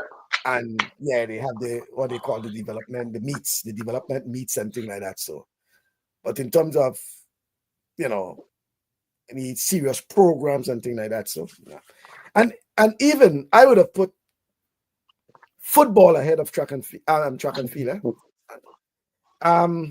And I tell you why. I was tossing up with those two. The Yeah, reason yeah. why I think athletics is because I look at the hosting of the success of the Caribbean Games. No, That's really what but that's all I. That's sort of what I really one of I my agree. major success. But Yeah, yeah, yeah. the Caribbean Games is not athletics association. It is. Yeah, yeah, yeah. Yeah, when you look at it, right? Any country you go in that hosting the Caribbean Games, the Athletics Association will be part and parcel of it, right? But when you look at the challenges that football has in terms of managing and continuing to manage all these competitions, right? And then you look at even the grassroots programs that they have had during the year, going to different parishes and things like that. So there's no other association with such a man. Yeah. You might be able to say that they have the resources, right? You might be able to say they have the resources, but the fact is that they are doing it. You know, they have had a couple of grassroots programs. The age group where they went to various parishes and have that. So I will even put football ahead of track and field. So that's why for me, I had swimming and football as associations, right? Disappointed with boxing, as I said, and I continue to say, disappointed with tennis. Okay. I mean, to be honest with you, I don't know when last I've seen or heard anything from associations like tennis, Yeah. boxing, basketball. I mean, just name it. I mean, even table tennis is doing something because we have seen they had the junior programs and all these sort of things recently and things like that. They had the national championships, all these sort of things. And to be honest with you, even outside of that, there are a lot of players who have that passion and will continue to play, right? But the association has been doing things in that light. Then we see newly formed associations like the Chess Federation, for example. Yeah. And they are doing pretty well. They had a Pretty national well. tournament at the GBSS, where we saw so many of these young, especially the young kids got there. They selected the national team. They went off. I mean, and they have been doing a lot of things, right? So we've seen, and we hope that momentum can continue in terms of the Chess Federation and things. But there are others that are they really need to do things. And one of the things I'm hoping that in going forward, that there should be some level of accountability, because I don't know how these associations can attend. They are affiliates of, let's say, the Grenada Olympic Committee. They can attend meetings. And I don't know what it is they are saying to the Olympic Committee to satisfy them that they are worthy of continuing, because nothing is happening. So what are you coming to tell me at a meeting? We have a council meeting, and we have had many council meetings of the Olympic Committee. And some of these associations are represented. Yeah. What it is are you saying? If you're serious at that level, if you're serious at the level of the Grenada Olympic Committee, what it is are they telling you that you are satisfied with? Certainly. I mean, come on. Yeah. We as sports enthusiasts, we're not seeing anything, we're not hearing anything. There's no program. There's nothing visible. You go in, you're attending meetings. What it is, I am the president, the vice president, or a director of the Grenada Olympic Committee. And boxing comes into the meeting. I think I will ask boxing, can you give me a report on what's going on? On the next meeting, can you take a report and tell me what it is happening in boxing or basketball? What it is happening in basketball? What program do you have going on? What you intend, tell me. I mean, I've been honest. Yeah. What it is are you going and talk about? What it is, are you just attending the meeting and just, I mean, and by the way, you're making decisions for sports. Some of them are making decisions because they are council members. They are affiliates. So what it is are you saying? And I, as a director of the Grenada Olympic Committee, am I satisfied outside of football, track and field, cricket, and the other sports? Am I satisfied with what's happening with these other associations, how they run in or whatever it is. They Yeah. affiliate. Yeah. They come to the Grenada Olympic Committee for funding and assistance.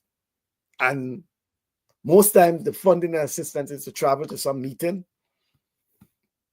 But you cannot provide evidence of any development. No. Something is wrong. Yeah. We have a couple more minutes just to wrap up there, but we have a lot of comments.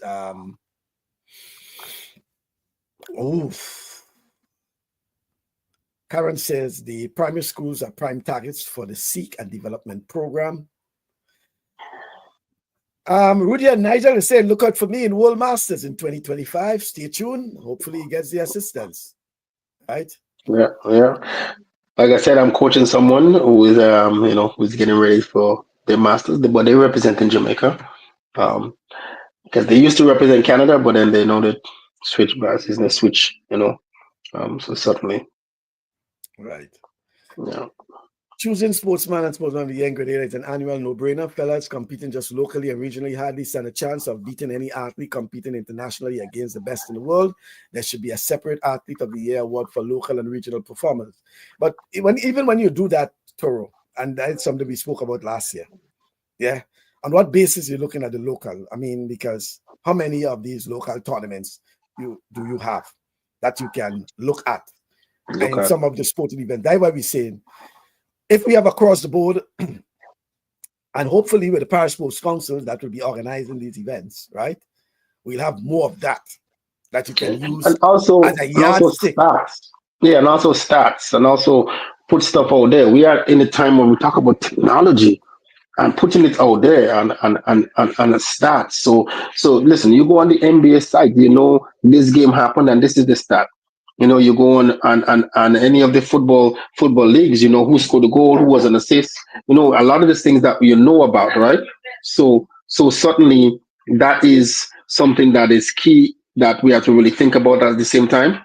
So surely I believe that is something that we have to, really look at. Yeah. Right. So that's what we spoke about. And I as you mentioned that, I vividly recall, what we spoke about last year, because when we were talking about looking forward to 2024, it's the same thing we are talking about, the availability of statistics and things like that.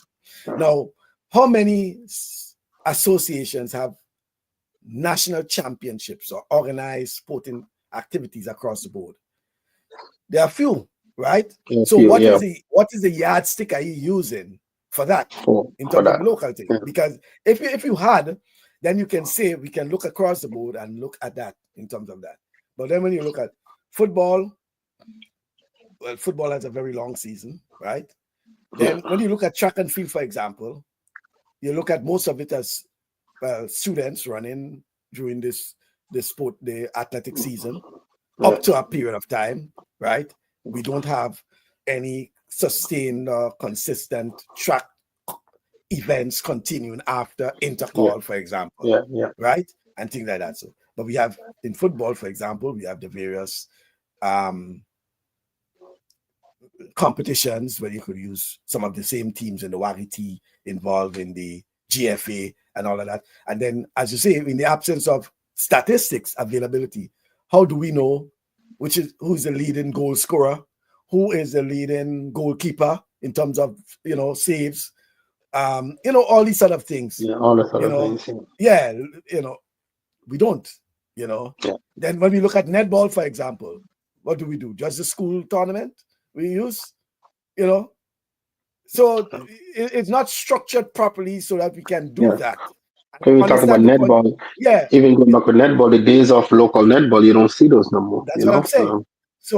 When as much as I understand the point that is being made, right, it's not structured in such a way that you can use that as a basis, because you don't have the stats is something that we have already been talking about. You have the statistics, and you can easily look at the stats and say, okay, for the 2024, when we look at football, right, we can. By the way, we said Paradise because Paradise dominance in local football. Whether it's GFA, whether it's WAGT, whether it's the under 15, whether it's the women's, all these sort of things. So we clear cut Paradise.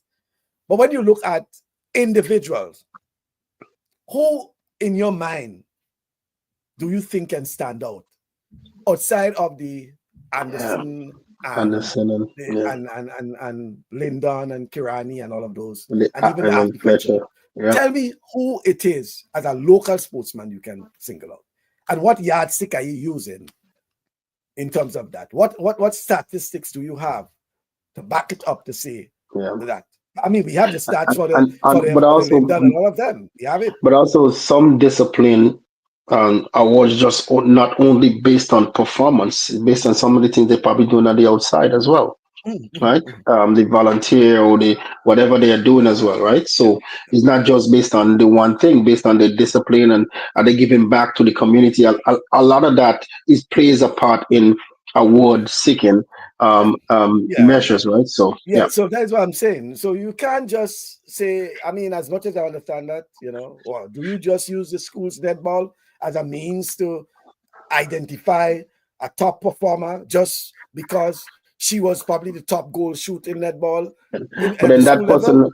but that person is just in school. They're not even part of a national team. They're not No, even part of, So you cannot be. So you cannot be. For example, Grenada is giving this awards to whom? Like it's one of those kind of things, right? Yeah, that's what I'm saying. There isn't a structure. That in you place. can use in place that you can use to say in terms of that basis. So it will always be the top performer at whatever level. And yes, I agree. The international athletes will always outpace them. But when you look at the local level, you probably might have notable recognition, as you can say. Out of the school's netball, this person was probably the top scorer, the top this and top that. But that's as far as it goes. But then some other person might be able to say, wait now. But in the swimming championship, we had this swimmer who have been swimming and have been outstanding in terms of XYZ. All right. Yeah, but yes, Babs, I understand that with the GNA tournament. That's netball. But it's not just netball. That's what I'm saying. It's not just netball. We have to be fair enough with the other sports. Right. We have to be fair with the other sports across the board. Right? We have to be fair with the other sports across the board. It can't be just netball or it can't be just football. Because it means, therefore, then you will say, this is probably the top netballer for this year or the top footballer based on the tournaments that they have. Right? But then, do we have basketball? Do we have this sport? Do we have that sport? What competition do we have to gauge anyone from that? So it might be the top footballer, local footballer. It might be the top netballer, the top basketballer, boxer, whoever you want to be, swimmer, etc. So it's challenging when it comes to that. And again, I'm saying in the absence of statistics, and probably Toro can beg me out on that because he always talks about it. We don't have. You don't have it. If now I want to find out who it is the best or the most prolific goal scorer in Grenada for 2024, I may be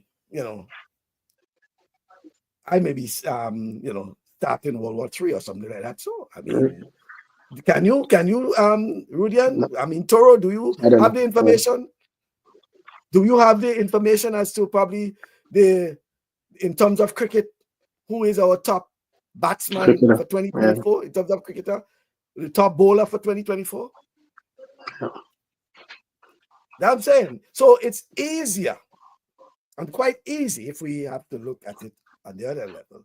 So in terms of the performances outside of Grenada as a top performer, and when we look at it in the basis, it's easier to get in terms of the Lyndon and others. But when it comes to the local thing, it requires quite a bit more, quite a lot of more cooperation in terms of whether or not the associations are in a position to provide you with the information.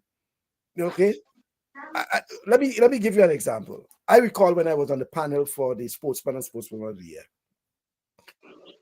along with the late Trevor Thwaites, Ray Roberts was on there, Cecil Greenwich, a couple of us were on the panel.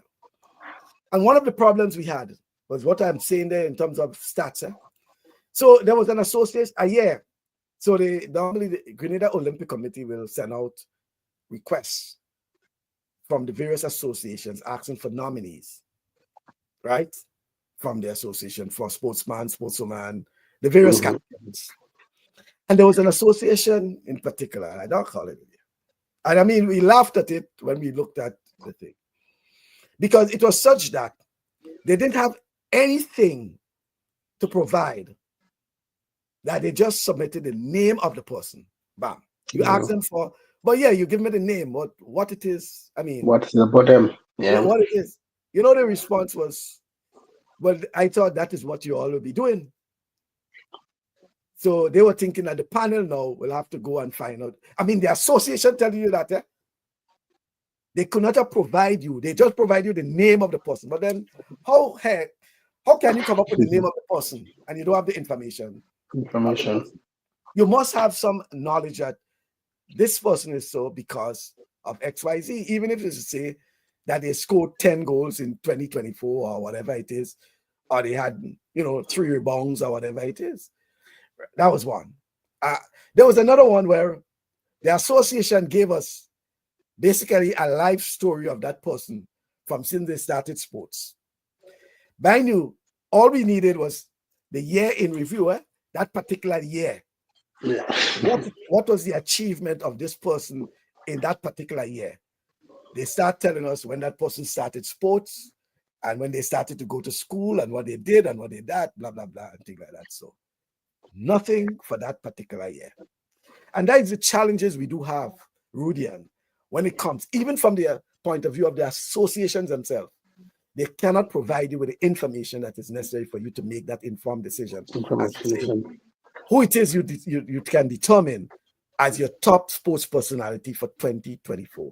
If I ask the Netball Association, I'm certain they're not in a position to do that.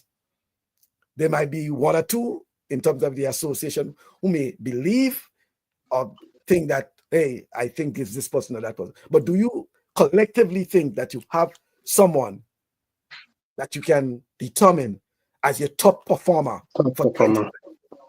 That's a challenge. So we just, as we said, and as I said in the start of the program, that's our thing. We just, we have been talking sports for the year, and that's how we think. That's our thinking. If you believe that otherwise, then so be it. Come up with it. Tell us. And I was asking, you don't have to believe or you don't have to agree with what we say. I agree. Yeah. If you think, and we're telling you why we think this person is that.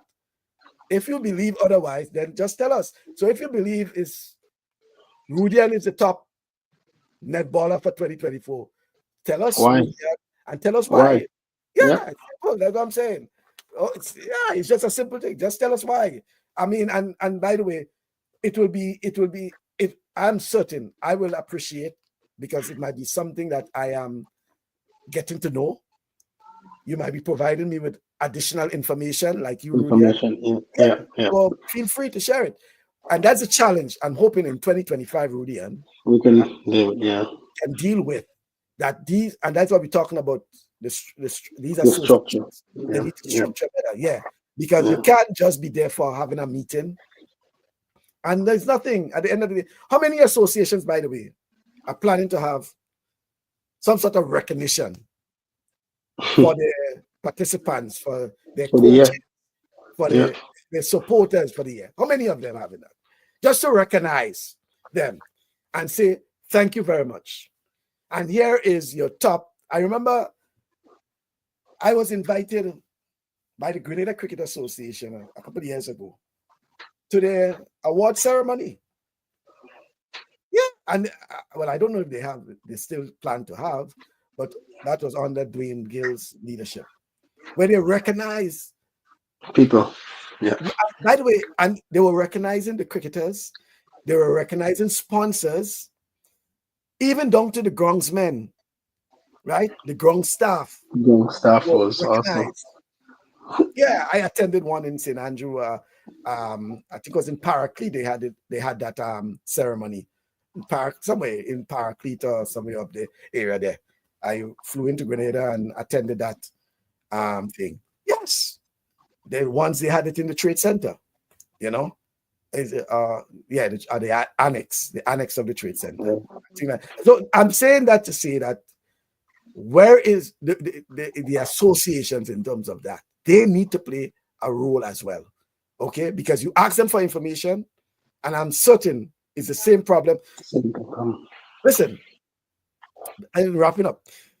We had a panel for the 50th anniversary, and myself and Ray and Naka Joseph and others, to come up with these names of these people for the 50th and things like that. So, and the sort of information, being available. And I'm telling you, Rudy and Toro and others, we really need to get serious about stats, right? Because even some of these associations could not have provided you with the information required you needed on some of the people who represented them over the years. They couldn't. And it's a sad situation. I'm telling you, it needs to be corrected. Whether it's netball, whether it's football, whether it's track and field, whatever, they need to get serious. In this day and age, you can find someone who could put up an app or some sort of algorithm. And start creating a database. Yep. And mind you, some of the information is already available. So it's just putting it together so you ensure just some level of continuity. Yeah, you ensure some level of continuity, right? So 10 years, 20 years from now, the information is there. It's always there. Yeah, it's there. It's there. And that's what I'm saying. We shouldn't be at a situation where you have to get some information on some athlete or whatever it is, and a parent had to be calling you and asking, do you know what, blah, blah, blah. But it should be readily available because the association made an effort to make it available, because things like that, so it's easy to put them online. So a quick search of the name Rudian Sylvan should be able to pull up information on Rudian in terms of his athletics career. Tristan Brooks, boxing in Grenada. Roger Brown, tennis, Grenada. These sort of things. Associations, who they want to do it? Michael Bascom and Rudian Sylvan? Oh, that's what I'm saying. These associations to get serious. It's not just about being the president or the vice president or the secretary of the associations. But serious about representing. Representing certain things. Just some final comments before we head off. Still hoping they will name the Dover playing field in Carriacou after Emmanuel Stewart, the cricketer that put Carriacou on the map. Kyron says, important to note, we need to start considering an international pathway for our local and Caribbean athletes in general. Many leagues are tapping into emerging talents beyond the US to create more fortnights for athletes around the world to find their place in the game. And by the way, gone are the days when, they used to do scouting, traveling to our country to do scouting. These days, scouting is easy. You just pull out stats. You look for the stats, you look for videos, you compare the stats thing, and you make a call up and things like that. So, and Kyron, I think you know a lot about that, in terms of that. Hey, let me say Merry Christmas, Michael, and all. Greg Vargas. Greg is actually Greg. I hope in Australia. That's my good friend. Greg is Australian, very good friend of Grenada in terms of sports. The Grenada Olympic Committee, some of our Olympians like Hazel and Aline and Kirani and all those will know Greg. Greg has been very good to Grenada over the years, especially at the Olympics, Commonwealth Games, as Monsieur, and, Greg is very, very good. I think the last time we met would have been in Rio in 2016 in Brazil. And Greg is very good friends to the Caribbean as well. In fact, Richie Richardson is his very good partner, right? Greg is based in Australia, and it should be early morning there, Greg? Early morning there, yeah. I think 12 hours, yeah. Nice hearing from you, Greg. And Merry Christmas to you and family as well. Kyron says, leadership is action, not position. Boxing Day test starts soon. Yes, Greg. Yes. Boxing Day. Yeah, it's morning. It's morning in Australia, but the Boxing Day test starts soon. Look forward to that Boxing Day test. Remember, Rudy, we talk about the classic, the Boxing Day classic. Classic. Yeah. Tradition in Australia. Traditions. Yeah. That you have the Boxing Day test. It starts on Boxing Day, right? It's a tradition for years now. And Greg I know I will see a photo, Greg, in the stadium watching. Yes. Yeah, but nice having you, Greg, all the way from Australia, tuning in. And as I said, a very good and dear friend of Grenada and Grenada sports in particular. And a lot of our folks like Hazel and Francique and Kirani and Lyndon and all those folks who would have been in the Olympics within that period, right, would know Greg and the work he has done. Greg just used to get the accreditation and he'll travel to whatever it is there. Whatever it is. Yeah, he will take up the cost on his own, but but he brought a lot to Grenada. And look forward. If there's one person I can say that is not a Grenadian, but can be considered a Grenadian, is Greg. And I want to thank you because I have worked along with you. I have been your roommate, everything, I'm certain the late Harvey Glantz will say that likewise, and things like that. So the work you have done with Kirani and, during the Olympics and Commonwealth Games in Glasgow 2012, in fact, in London, yeah. Thank you very much, Greg, and thank you to all you folks for certainly. Thank you for the year. Certainly. Thank you. 2025, and as we say, we wouldn't be stopping, Rudian, because when we get into January, it is the everything stretch for a lot of those major, particularly track and field will take track and field, a lot of school meets, and then the process up to intercall games. So certainly, certainly that, and inside of that, we'll probably see more the functioning and more information regarding the National Sports Council, the Parish Sports Council. So 2025 should be a very active, exciting, and exciting. I want to say exciting, but at the same time, I'm hoping that at the end of 2025, we will not be singing the same thing. Hopefully, 2025 the year of change. The year of change. Certainly. And one of the things I really hope that we can see is the formation of clubs. Yes. Whether teams amalgamate and create clubs, better club structures, all these sort of things. And from those at the higher level, whether it's the Olympic Committee and others, please, we demand more of you. Likewise, you should demand more of your affiliates, right?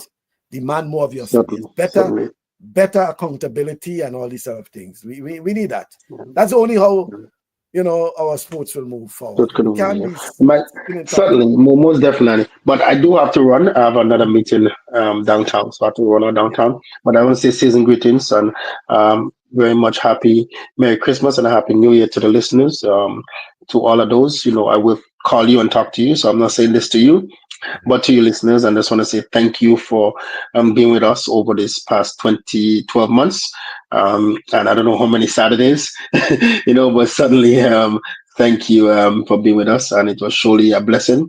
Your tenacity, your words, the things that you have said has made a difference with us and making the show better than it is with you being a part of it. So thank you guys. And certainly we're looking forward to see you in 2025.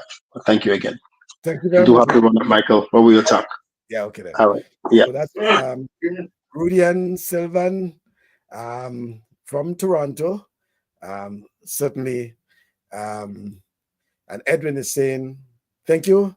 Likewise, Patricia saying, seasons, all the best in the new year to you guys and everyone else watching and listening. Certainly has been a pleasure.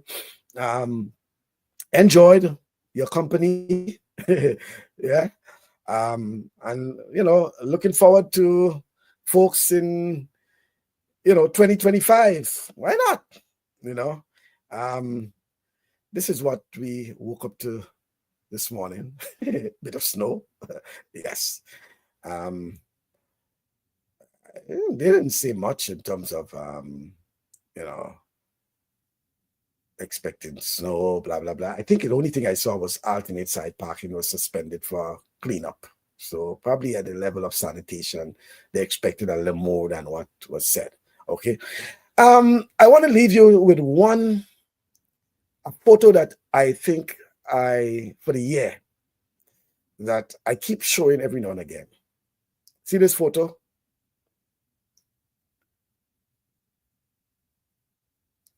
This one in particular of Kirani James in Europe. That was the Diamond League, Allianz Diamond League.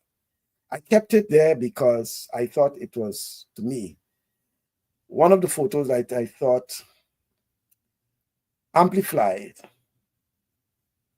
the reason why I believe, and I continue to say, of Kirani James's true level of patriotism and deserving of a true ambassador to Grenada.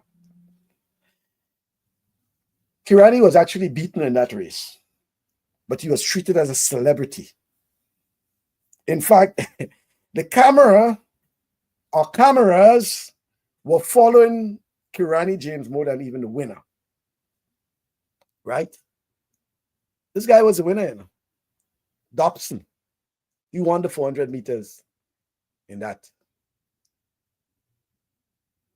But he didn't get that level of attention as Kirani James did that day. And it tells you a lot. Okay. See, it was Dobson, then Kirani, and then we have Samukonga, right? But somehow Kirani James was the attention. And I kept those photos, I should say, there because I thought it amplifies, the photos rather amplified what I've been saying all along. That my hope is that whenever Kirani decides to call it a day, that we are ready and we prepared to provide him with something that he can continue to be that beacon, that inspiration, that motivator for more of our sportsmen and sportswomen in Grenada. And a true ambassador for Grenada. Right? Yeah. Still waiting for Toro to make his appearance. Yeah, Toro made his appearance already. He made his appearance earlier. Albeit he spoke about West Indies being among the nominees for International Team of the Year, and etc. But he made his brief appearance. Edwin. By the way, Edwin, I have some good news because you probably know about it already. That Kirani has fully endorsed the GBSS participation in the pen relays. I think it's good news. He had a video message out, encouraging. And, there's an article that is actually out in the Grenadian Voice speaking about that in terms of his endorsement, in terms of the pen relay. And Kirani is one who has participated in the pen relays, right? Before, albeit representing Grenada at that relay back then, 2011, 2012, I think. Yeah. Himself and Rondell and others, yeah. So he knows about the pen relays, and he has give it his endorsement so that his alma mater, the GBSS, can participate in the pen relays, right? Yeah.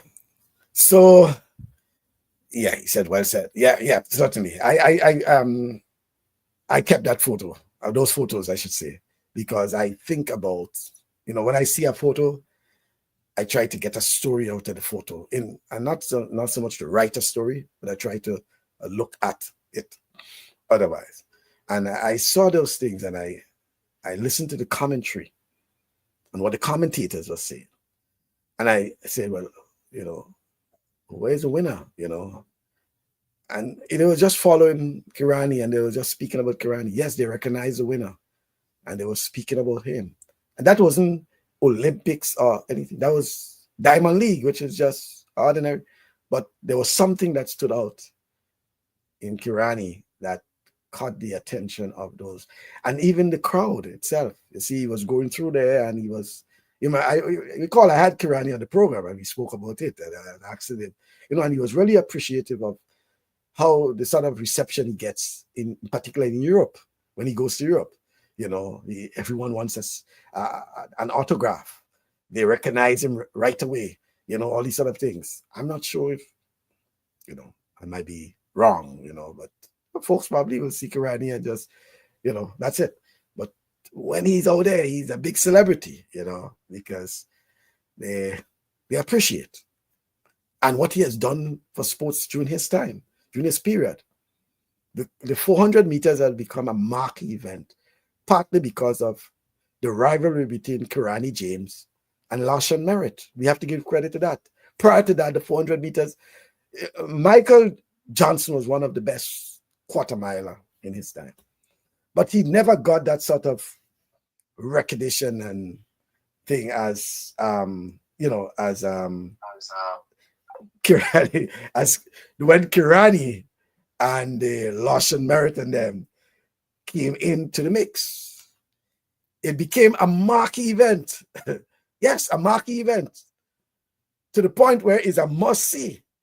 So you had Usain Bolt at the time in the 100, but at the same time, if there's a 400 meters, people want to see it, to the point where after that point in time, it became the last event outside of the 100 meters. It became the last event of that meet, the 400 meters, and with the likes of Kirani James, everyone wanted to see the matchup between Kirani James and Lawson Merritt. Who will win? I think overall Kirani probably has the most win in terms of the matchup, the most wins in terms of the matchup between those two guys, right? But it was a matchup that everyone wanted to see. So I could understand why. He brought some level of competitiveness to track and field that they have never seen before. Yes, the Bolt was, all the antics and, and things like that. So, but when you look at the competitiveness between these two guys, Grenada and the USA in the 400 meters, if it's not Lawson, it's Kirani, then Lawson. But that rivalry, when they get onto the track, it was a must-see. We cannot forget that. For those of you, we cannot forget that. I recall many of times being there in the stadium, right? Being there. I probably must be the one of the few Grenadians who have watched Kirani run in international track and field more than anybody else. Whether it's Diamond League, not everything I go there, whether it's Diamond League, whether it's World Championships, Olympics, whatever it is like that. And mind you, remember when Kirani competed in his last race before he fell ill. In fact, that was the event that was in the Drake's Relay, Iowa. I recall seeing Kirani going out on the field, and somehow I knew something was wrong. And you remember what happened? He didn't, well, did he? Yes, he finished the race, but everything wasn't well. And I sat waiting for Kirani to come out. I sat probably for an hour or so waiting for Kirani to come out. And then eventually, I remember Harvey saying, hey guys, this look like it. He will see the specialist, and the specialist decide. That night we went out. Mind you, we went out, and I can say that now, the late Harvey, I don't mind him saying. We went out, we had dinner, and not a word we said about what happened in the race or whatever. We talk about all other things, right? Kirani, Harvey, and I, we went out for dinner that night, and we didn't talk about the race. I remember the last thing before I went into my hotel room. We were in the same hotel, but before I went, Harvey said, he said, I'll let you know once we, talk to the specialist, etc. And then I think it was 2 days after, when I got back to New York, he told me, that's it. And he called me to tell me I can announce officially that that's the end of the season for Kirani, etc. And it came as breaking news, but that was the situation. I think I'm ready, Kyron. I think I'm ready to write my book, because it was a really lovely journey. There's so many photos and videos of behind the scenes that I have regarding Kirani and Harvey, and lots of things that didn't really make the news, the public, and things like that. So that I'm certain to be in a position where I can sit down quietly and reflect and put those things together, and people will enjoy it. Yeah. Finally, I'm gonna say finally, Nigel is saying people can check me out on World Masters Athletic website, Nigel John, in World Masters rankings, season and all best wishes in 2025. So folks, you can go on the World Masters Athletic website, look for the name Nigel John. He represents Grenada. He's based in Canada, but he represents Grenada. And by the way, Nigel, I hope you have made contact with the Athletic Association and those, because you do quite a bit in terms of masters, wearing the Grenada t-shirt and representing Grenada, and I hope you're getting the necessary assistance. Okay, but you can look at his rankings in the World Masters. Seasons greetings to you as well, and for all you folks, I want to wish you a Merry Christmas and a happy New Year. Looking forward to your continued support in 2025. Okay, so I want to thank you for your continued support, and hopefully in 2025 we'll see many of our wishes come true, right? Thank you very much, and until then, do have yourself a pleasant weekend. Enjoy the Christmas, in particular the holidays, because I know for a lot of you, it's the Christmas and the New Year. Whatever you do, please do it with some level of moderation. And we look forward to seeing you in the New Year. Until then, do have yourself a pleasant weekend and a pleasant holiday.